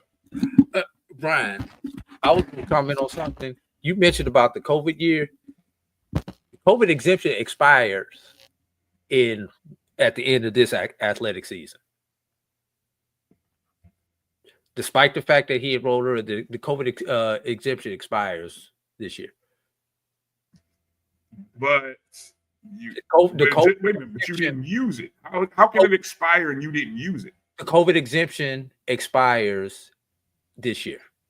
That doesn't make sense. We no longer have to deal with that as an exception to when determining eligibility. You don't have to, but you can. Because it expires. The COVID exemption has expired. Okay. Well, then I don't understand. Well, they were. I don't. Okay. No, I mean, as it is. I hear what you're saying. I hear what you're saying, but there was a report that he had a year of eligibility left. Last year that you could use a COVID exemption. 2021. Let's see. It was 2021, 21, 22, 22, 23, 23, 24, 24, 25. The COVID exemption has expired. All right. I want a little clarification on that. I mean, it's not that I don't take your word. I got to go back and look at the article where this was first theorized, and then maybe I can find it during the break. But all right, we're going to come back, take a short break. We're going to finish up talking about the action that's happening on the baseball and softball diamonds, and then kind of close out the show here. So hang tight with us. You're watching the BCSN Sports Wrap right here on the Black College Sports Network. We'll be back in just a moment. Since 2002, Empowerment Resources, Inc., a nonprofit organization, has empowered more than 1,500 youth and adults in Duval and surrounding counties. Through its programs, Journey into Womanhood, Girls Mentoring, Life Skills for Teens, and Parenting Education Coaching. To get involved with programs, volunteer, or donate, visit www.empowermentresourcesinc.org. Follow us on social media, facebook.com/empowerment.resources and Instagram.com/empowermentJAX.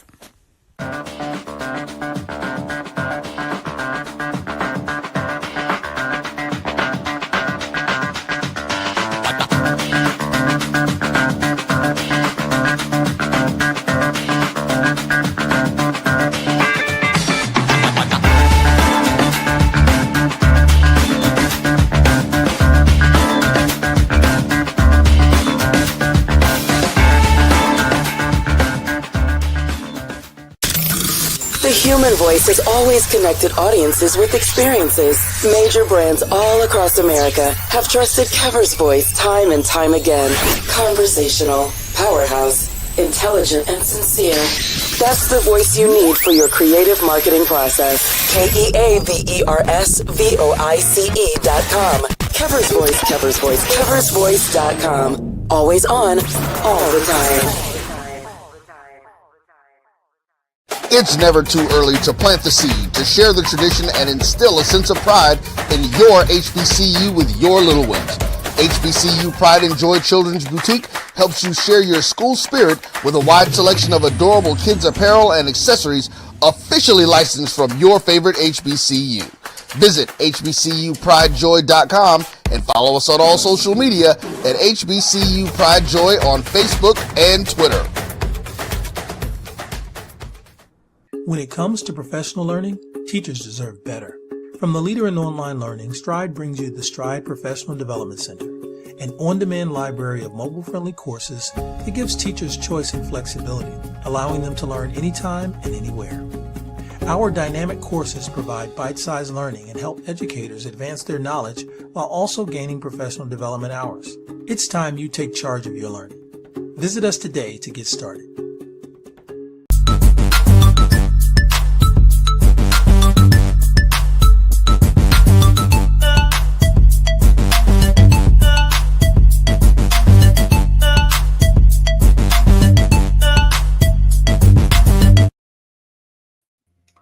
All right, welcome back to the BCSN Sports Wrap. Brian Fulford, A.D. Drew here. Okay, so the last segment we were talking about the prospects of, could Shedeur have gone back to college? And again, so I first heard this. I'm just going to say where I heard it. I first saw this on ProFootballTalk.com.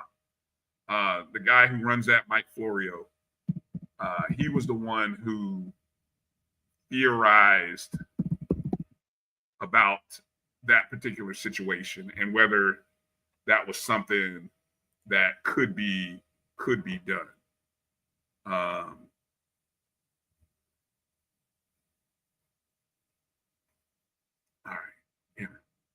So anyway, I thought there was a post. I thought there was a post about it, but it's more of a commentary article. Yeah, and Brian, why should he get rewarded with another year because of his ineptness? Whoa! His really, Drew? His ineptness? Come on. Because somehow he possibly took a bad approach. We should reward him. We should change the system for one player.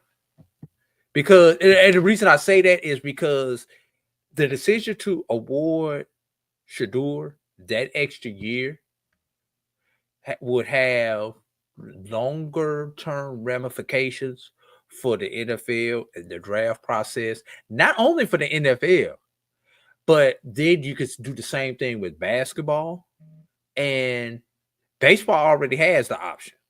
But he would be challenging it's really what he's challenging is the rule by the NCAA, which right now everybody is challenging everything at the NCAA level. And I think that's where the thought was. It was like, the NCAA is being challenged by guys who were in JUCO, guys who were in Division II. I mean, you want an extra year? Okay, what's your challenge? What's your reason? Okay, that's a good reason. Come on, we'll let you get another year. I mean, hell, everybody's getting another year for some reason. So I think that's where the argument was coming from. So I'm just saying, I'm just looking at, hey, if I haven't graduated from college, I still now you're saying he doesn't have a year. Yeah, I'm gonna look into it. And let me comment, Jay back. We did get a memo earlier this year about that, and that this was the last year that we could apply that exemption. So that's why I am definitively saying that the exemption ends at the end of this athletic season. All right. The last story I want to make mention of the Shedeur Sanders weekend was the Saturday prank call. Oh my God. That somebody had called him on a NFL supplied phone. Now, again, this was a phone that apparently was supplied by the NFL. And the only people who were supposed to have his number were the 32 NFL teams so that they could contact him, right? And it was supposed to be, you know, a private phone where, you know, the only people who had this number were NFL teams. Well, somehow somebody had got a hold of the phone and basically called him saying that they were so-and-so from a particular team.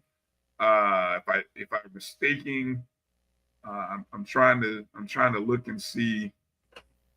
Well, I saw the prank on video, but essentially they contacted him and they made it. They sounded like they were a GM, and they said, and I picked this up because initially there was a video of just Shedeur because they were filming everything. Right?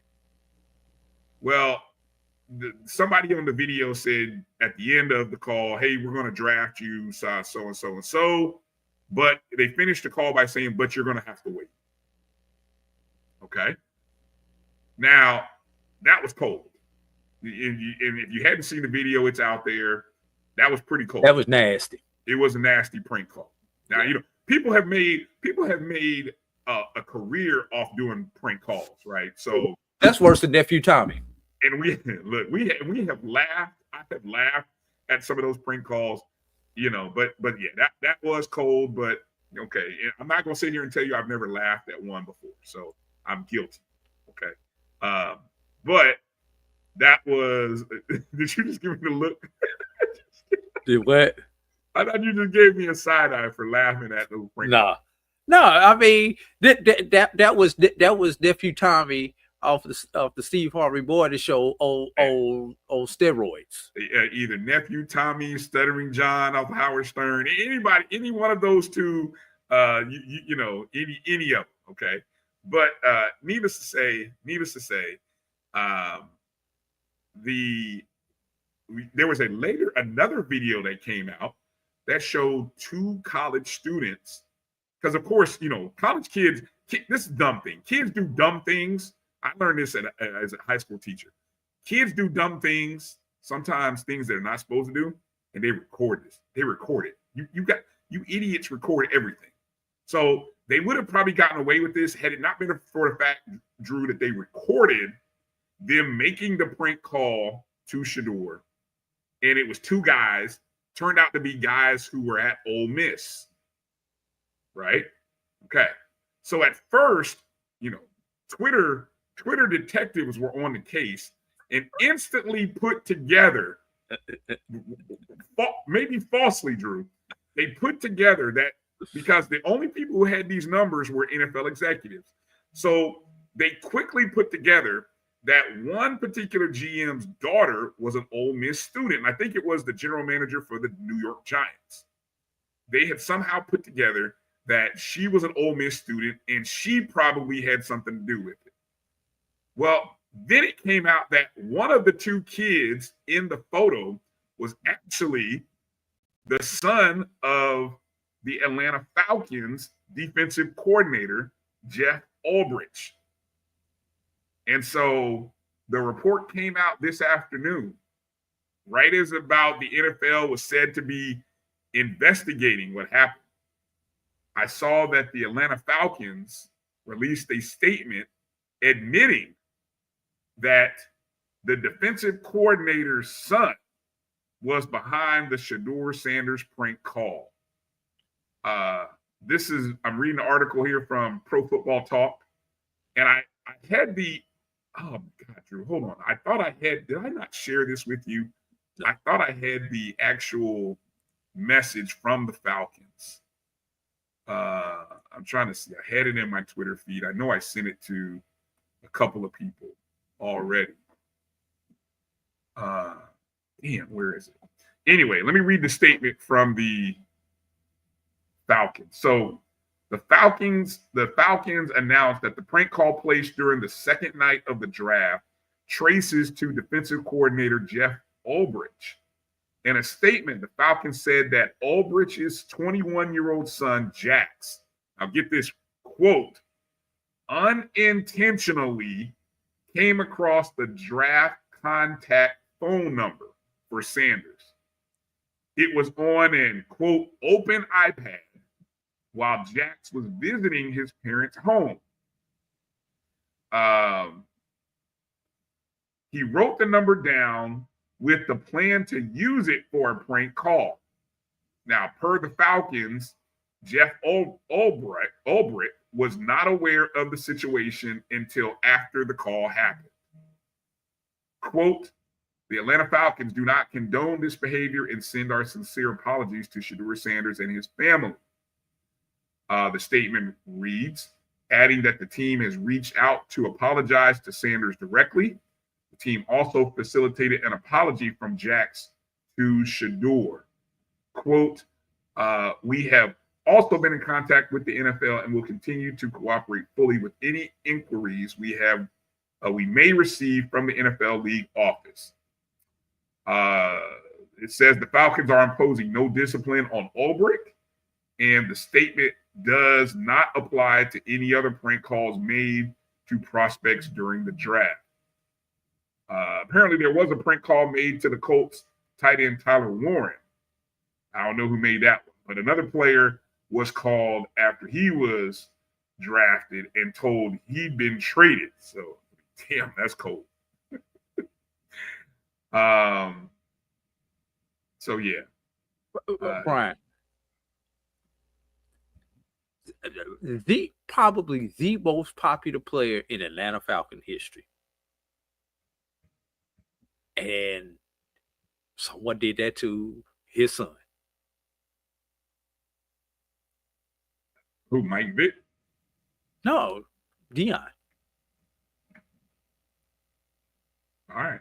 Well, I mean, these kids don't.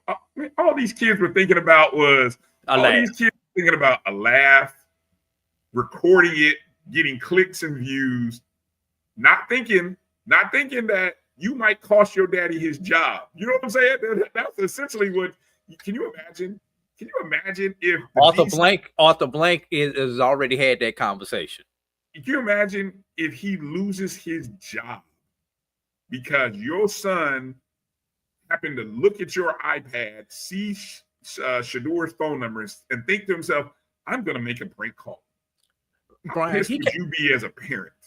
Brian, he can't lose his job if our defense secretary can send texts to the wrong people. So that's no worse than that. Let me not get political on here. Well, yeah. Anyway, but no, that was very unfortunate. Very, very, very unfortunate situation there, Brian. And it just shows the stupidity of those people who get caught and post on Facebook. That's why the police department's first, when young folk, when you commit a crime, the police department, the first thing they check is social media. Because if you don't tell on yourself, somebody else is going to tell on you via social media. You just can't help yourself. And the investigation begins. I wish I had the Law and Order don't right now. That'd be a great soundbite. We gotta start incorporating some sound bites. That'd have been a great soundbite to play with this. Don't. But yeah, no, I mean, man, dude might have cost his daddy a job. And it's just like, really? All right. Let's get into, while we got some time here as we close the show, let's get into let's make some mentions here of baseball and softball updates across the HBCU sporting diaspora. Let's kind of start at the SWAC baseball, man. Oh, you want to start? I was going to save that for last, but let's go. We need to say the tournaments. Let's start with Let's start with SWAC baseball, man. All right, SWAC baseball. Drew wants to start with SWAC baseball. When I was on Doc's show earlier in the week, I said, watch out for UAPB, the Golden Lions. And sure enough, the Golden Lions took 2 of 3. They took the first 2 games in their series against Bethune-Cookman. I lost Drew, but they took the first 2 games in that series. I got to pull up. I wasn't prepared to start talking about SWAC baseball just yet. I do know the fact that they won game 1 on a walk-off throwing error by Bethune-Cookman. It's actually the first series that Bethune has lost all season. Prior to that, they had won every series. And coming into game 1 of the series against UAPB, they were on I believe, a 7-game win streak, which included a win over USF, which is part of the AAC or American Athletic Conference, something to that. But anyway, UAPB won game number 1 on a walk-off. And then on game 2, they beat Bethune 8-5 to win the series. They tried to go for the sweep. They ended up getting shut out 9-0.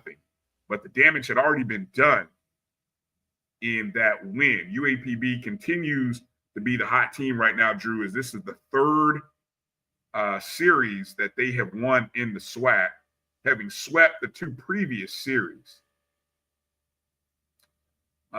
Also, this particular weekend, coming into the start of the weekend, Bethune was a 3-game lead over 4 teams. 4 teams, Drew. Nobody swept the series in those top 6 teams that were in contention. Right. No sweeps. But there was a little bit of movement because, the 2, 3, 4, and 5 teams all had to play each other. Yes. You had and the 1 and the 6 played each other. And the 1 and the 6. So you had this was a great weekend for SWAC baseball. You had the top teams playing.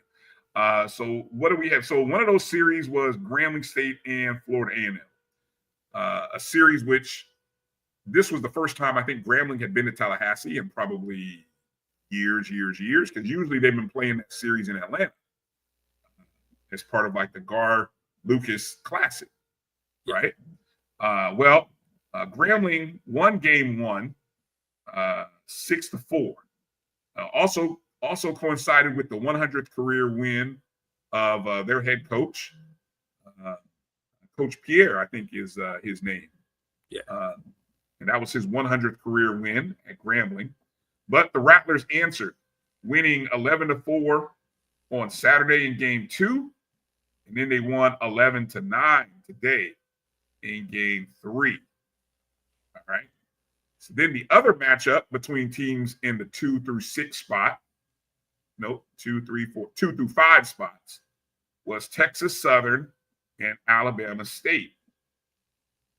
And let's see, Alabama State won game number 1 on Friday, 10-7.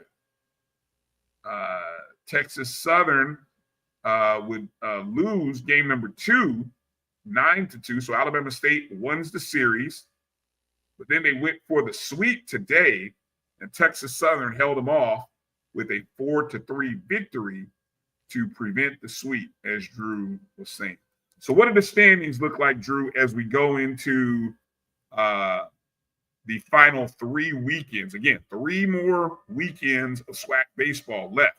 But the commanding lead by Bethune-Cookman is not so commanding. Yes. I think the more interesting thing, because 1 through 6, we'll come back to 1 through 6, Brian.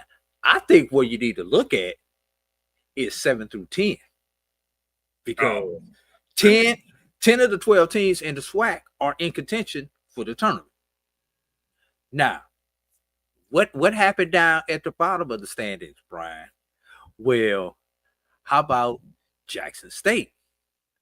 As now my page won't load. Jackson State faced face Alcorn. Here's the problem, Brian. In a series, realistically, Jackson State should have swept, correct? Yeah, they should have. They didn't. They only got one because of weather. Oh, they only played one game. They only got one game in. So okay. Same thing happened with Valley and I think Valley and Southern. Valley and Southern only got one game in. Right. Due to weather. And PV jumps Valley with PV sweeping Alabama A&M. So weather has played a factor into this now. You know, Jackson State and Southern end the season against each other. Prairie View is climbing back into the race. Prairie View has the tiebreak against Southern and has the tiebreak against Jackson State, who have to face each other. So as of right now, Prairie View, one game back of 8 behind Southern, 2 games back of Jackson State, is sitting in a very good spot, Brian, to be able to do something, because right now they own the all-important tiebreaker against the 2 teams in front of them. And also, let me make sure I'm getting this right. No. Prairie View does not play Valley, the team that is trailing them in this thing. Prairie View still has to make up a series with UAPB. Not necessarily. Well, but long as you get the minimal number of games in, you don't have to go back and make those games up. It goes. Okay, so what's going to happen then? Because I believe the number is 24. As long as you get 24 in. Okay. And then it goes to percentages. Well, so that's UA. Okay, so win percent. Okay, so let's go through this. Valley and Southern just played. Valley lost the 1 game to Southern, so Southern would own the tiebreak against Valley. Valley this weekend, and Valley has their own fate in their hand. They have Jackson State this upcoming weekend, Prairie View the following weekend before closing out with Grambling State. So Valley, say what we want to about Valley. Valley controls their own destiny, Brian. 2 of 3 against in these next 2 series, Valley is set up to get in. Okay. So here's what we have coming up this upcoming weekend.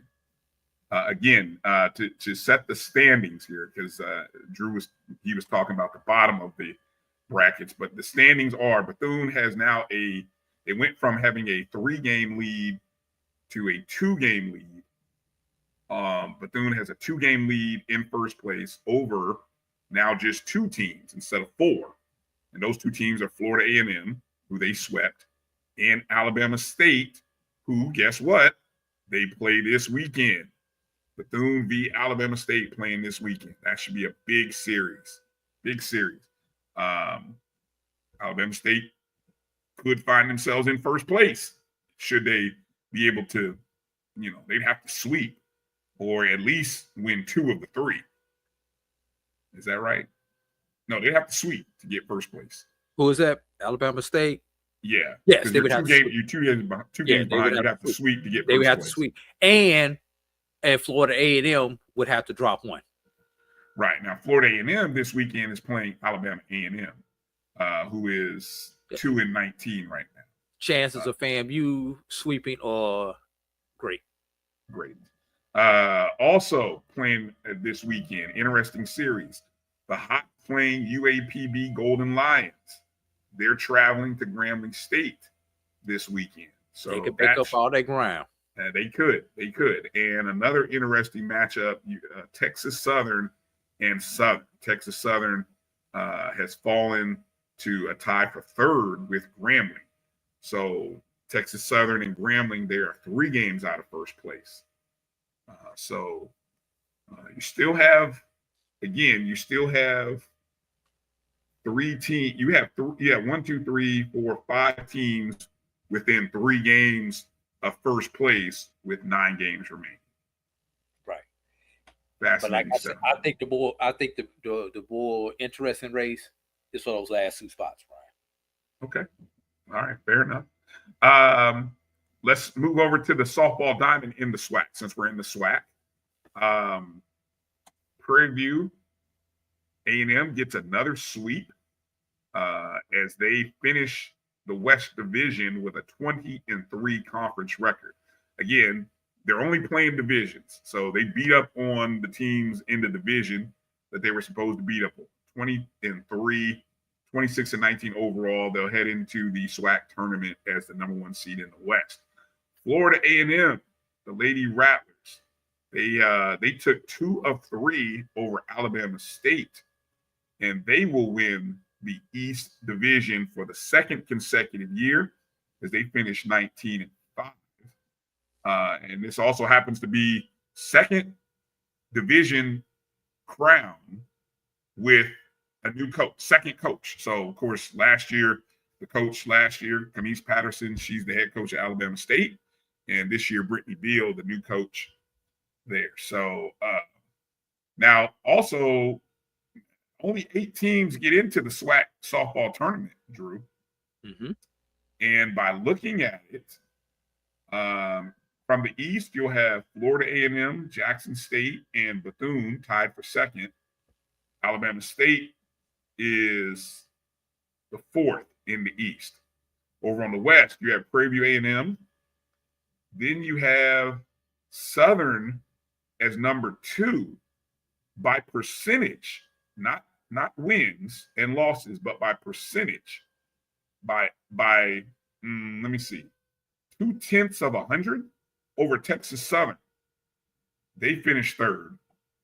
And then even more interesting, Grambling gets in by finishing 0.9 of 100 over Arkansas Pine Bluff, despite Pine Bluff having 1 more win, but 2 more losses.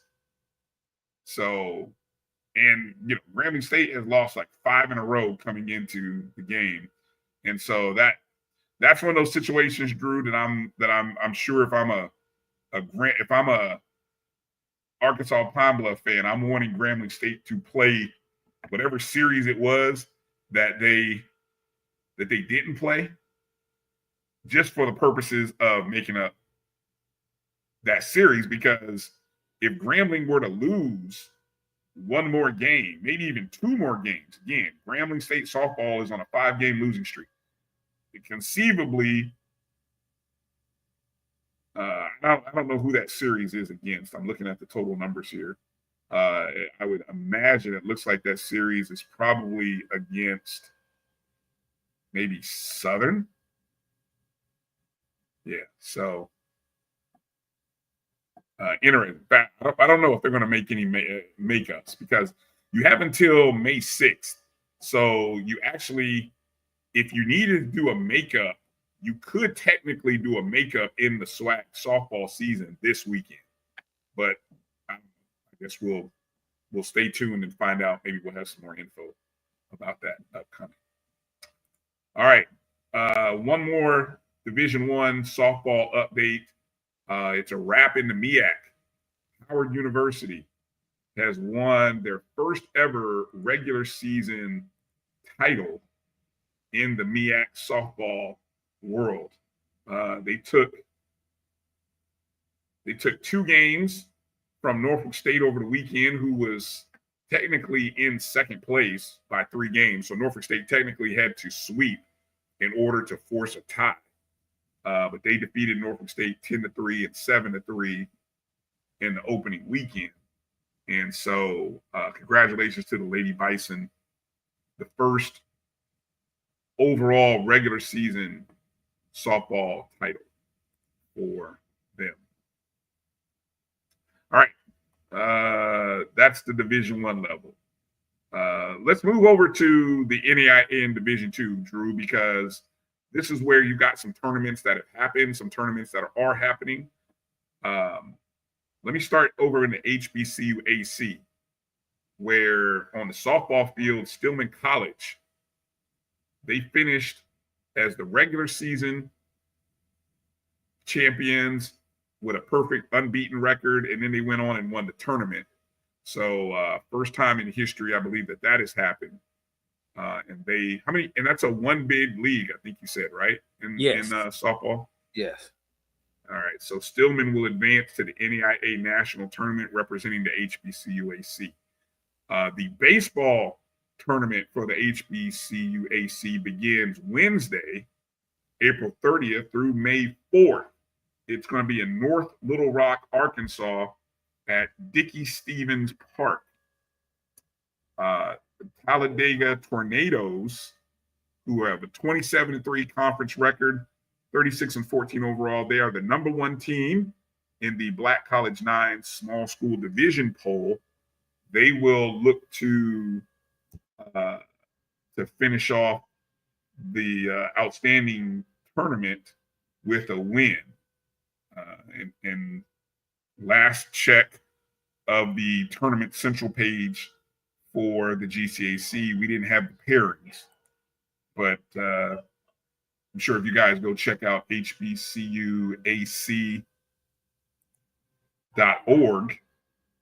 you can figure out, you'll see more info on the tournament schedule. Anything else you want to add there on the HBCU AC, Drew? No.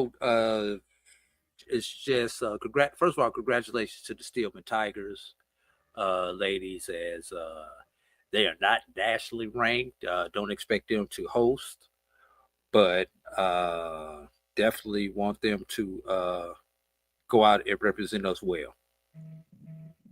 All right. I'll quickly mention the CIAA, which only has softball, no baseball in the CIAA. Their conference tournament begins Wednesday as well in Orangeburg, South Carolina.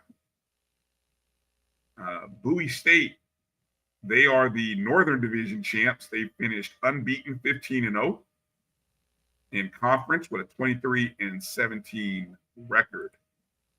Now, over on the Southern side, a little bit different story. According to the website, it's Claflin that is in first. Now, here's the thing. Within the division, Drew, Claflin has a 9-1 record compared to an 8-2 record in division by Winston-Salem State. But in the conference standings, Claflin trails Winston-Salem State by a game. Claflin is 10-6. Winston-Salem State is 11-5. So, again, I don't have a bracket, Drew, but it would appear to me that they value division first in the CIAA. Which CIAA does. And I believe they have one more week of regular season in the CIAA. Am I correct with that, Bryan? When I'm looking at the schedule, or they done and just wait. No, they go. Their tournament begins Wednesday the 30th. Oh, so they're done also. I'm sorry. Yeah, no, that's all right. I was just trying to determine who the one seed was, and I'm gonna have to assume that it's presume it's Claflin, based on them going with the ones, the division standings first. All right. Now let's talk about the SIC as we kind of wrap up the Diamond Talk. The softball tournament for the SIC begins Monday. That's tomorrow. Edward Waters, they are the East Division champs. They finished with a 18-6 conference record, 27-23 overall. Tuskegee, the West Division champs, they had a 20-2 conference record and a 26-6 overall record. I'm telling you, that's a hell of a difference in games, Drew. Edward Waters getting in 50 games, Tuskegee only playing 32. If my numbers are correct there. Anything you want to, obviously softball is not a sport that you guys have, but anything you want to add there with softball tournament, where is the softball tournament at? Right. Columbus.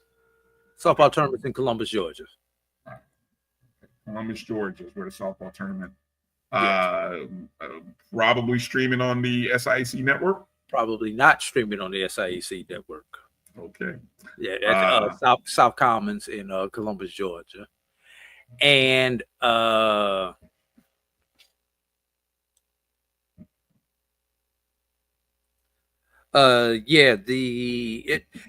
power has traditionally been in the West for softball. Your Tuskegees, your Mileses, your Spring Hills. So Edward Waters, they did win that. I believe that was 2 years ago that they won the 23. Yes, that they won it when they were ineligible, and Tuskegee wound up getting the bid because of their them being ineligible. Mm-hmm.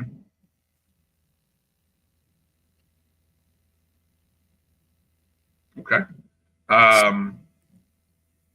Let's baseball begins on Thursday. So, and where's the baseball tournament at? Macon, Georgia. All right, baseball's in Macon, Georgia. So they begin on Thursday, right after or right as softball is concluding. Yep. They'll be riding down US 80 from Columbus to Macon. And the baseball in the SWAC, in SIAC is like baseball in the SWAC. There are no divisions. It's just for the first. No, they started it. Actually, SIAC was first with the no divisions. This first year for the SWAC. Okay. They went away from divisions when they expanded and added Edward Waters to the mix. But softball still has it. Softball still has divisions, yes. Gotcha. All right. So Spring Hill, they're the regular season champs. 29-3 conference record, 36-12 overall. Edward Waters is in second with a 25-8 conference record, 33-16 overall. So those are your top two teams. Edward Waters actually jumped Savannah State this weekend. Okay. Yes, those two teams flip-flop. And honestly, 2 and 3, it really doesn't matter too much. 2 and 3. The big thing is they're avoiding, if the C's play out, the winner of that game, they're avoiding Spring Hill until the game before the elimination game, before you have to play the one extra game to get back into the tournament. All right.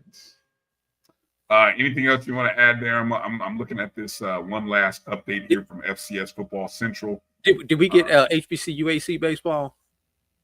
Yes.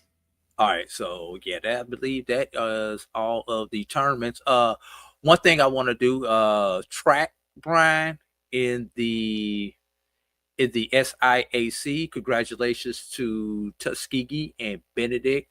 Tuskegee on the women's side, Benedict on the men's side for winning the track championship this past weekend.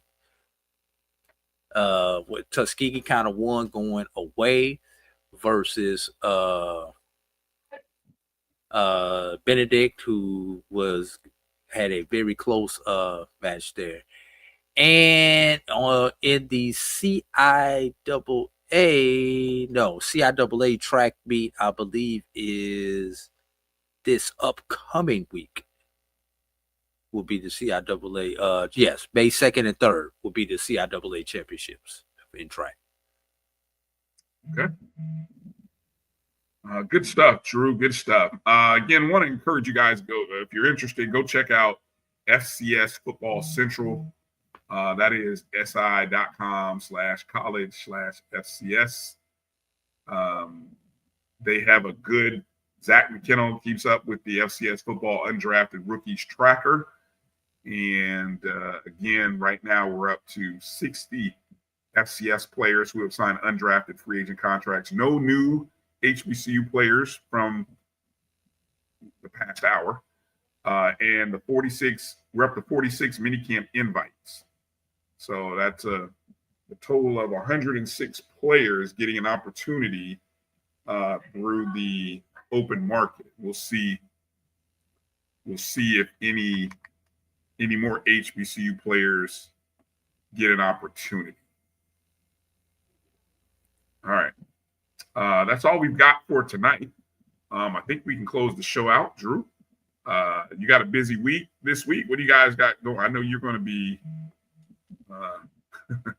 busy this week. Bryan, I'm busy every week, man. Oh, excuse me. I didn't want to diminish or sorry. They ran 100 miles and still got one to go. No, we actually have our athletic banquet tomorrow night at Morehouse College. So that'll be how I start my week off. So I want to give an encouraging word if you are looking for a movie to watch. I know it's kind of late on a Sunday, but maybe you're looking for something, I don't know, one of these days during this week. If you have Amazon Prime, I want to encourage you to check out the new movie G20 featuring Viola Davis. Anthony Anderson kind of has this, supporting cast role, but it's more so about Viola Davis. And just to briefly summarize it, Drew, we love movies where we see the president of the United States be a total badass, right? I think we've seen that from Harrison Ford. We've seen it from Jamie Foxx, right? This is the first movie featuring a Black woman, being a total badass in the role of the president of the United States. That's all I'm gonna spoil, but I would encourage you. I would have loved to have seen a woman of color in that role for real. But anyway, but it is a total badass movie. Viola does a great job in the role. I wasn't sure. I saw the previews and wasn't really sure I was gonna like it. Viola Davis from How to Get Away with Murder. That's that Viola Davis. Oh, yes. I can imagine that.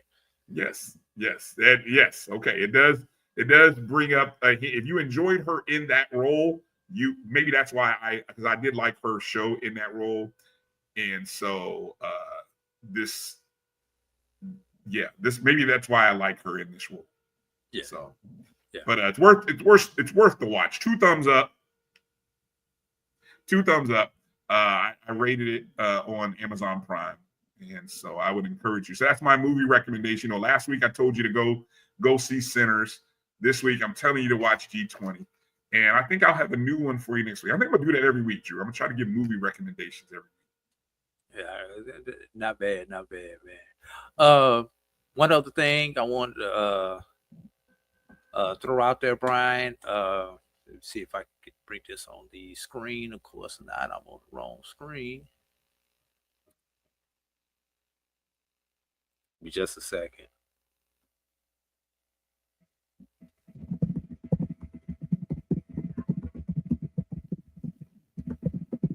All right, here we go.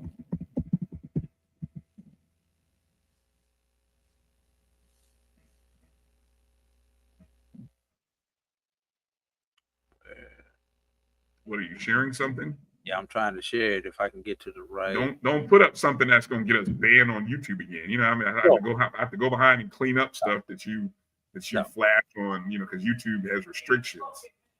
No, nothing like that. Just wanted if you're in the Montgomery area next week, not this week, next week, make sure you go by and check out the HBCU Final Four presented by the Minority Baseball Prospects. New baseball tournament that will be featuring Division II and NAIA teams in a new format as they battle as a postseason tournament for baseball this year, Bryan. Really? Yes. That'll be at Riverwalk Stadium in Montgomery, Alabama. And who's it featuring? The Minority Baseball Prospects is putting it on. The teams that have been invited are Dillard University, Tuskegee University, Morehouse College, and Miles College. Okay. But this is different than a national championship. This is different. This is different than the Black College World Series. Different than Black College World Series. Yes. And speaking of the Black College World Series, Brian, I think this is the first time that we have been together on the show, but I think I broke the news on Tuesday on Dr. Cavill's Inside the HBCU Sports Lab. Michael Coker, founder and proprietor of the Black College World Series, lead writer for the Black College Nines, passed away on Tuesday. Mm-hmm. And he had been battling cancer for a while. So, still have not heard official word whether the Black College World Series will continue this year or will they take a year off from that. We have not heard an official word on that, but big loss for the HBCU sports community, especially if you were a baseball fan, because there was one thing about Coker. He promoted baseball. Yes, he did.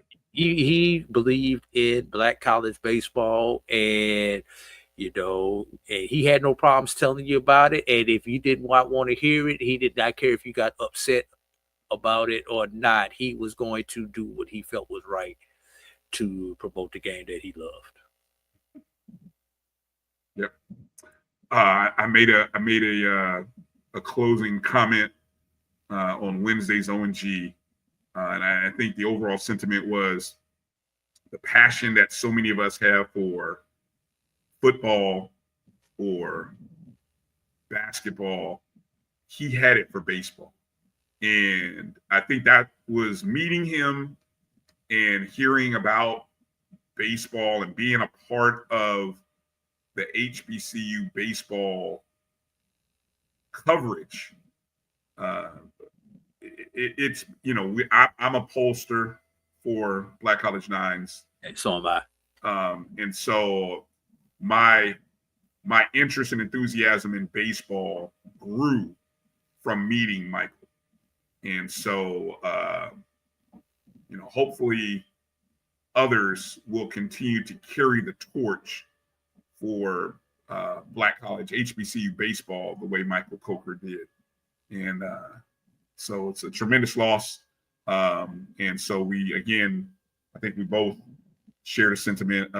We just ask your prayers and thoughts for the Coker family, the Black College Nines family, and anybody who was touched or moved or inspired in any way by Michael Coker. We say rest in heaven, Mike, and you'll be up there, I'm sure, covering the great baseball games by some of the HBCU legends. So with that said, make sure you guys check out blackcollegenines.com. Make sure you show support for what they do as they continue to. And they'll be going through a transition also. Somebody has to take over a lot of the writing that Coker was doing. Yeah. So and he was posting articles to the end. He was. So hopefully, if you guys shows your support and patronage for what they do, because it is a passion, and we've said all we could say. So thank you guys for your support, your enthusiasm for our show. What's this final question? If there's anyone we're close with him that would be able to carry on without starting from scratch. Well, Coker was not the only person associated with Black College Nines, but he was the person who was out front. There are a couple of other senior writer. Senior writer. There are a couple other people who associated with Black College Nines who stay back intentionally because they do not like being the public face. Coker did not mind being the public face. So Black College Nines itself will continue on for right now. It's just who's going to take over that role as the senior writer. But as far as the website will remain up, things of that nature will still be there. The historical piece of Black College Nine is going to be there. There may be a short transition time as far as newer content coming out, especially the daily and weekly posts that you were getting. The poll, matter of fact, the polls went up the day that it was made public because we found out a day before it was made public. Mm-hmm. So the polls still went on like they do. The polls will still continue on for the remainder of this season. Don't know how that is going to happen, but I do not expect a big drop off. I do not expect Black College Nines to go the way of Honor Day, if that's where you're going at with that question.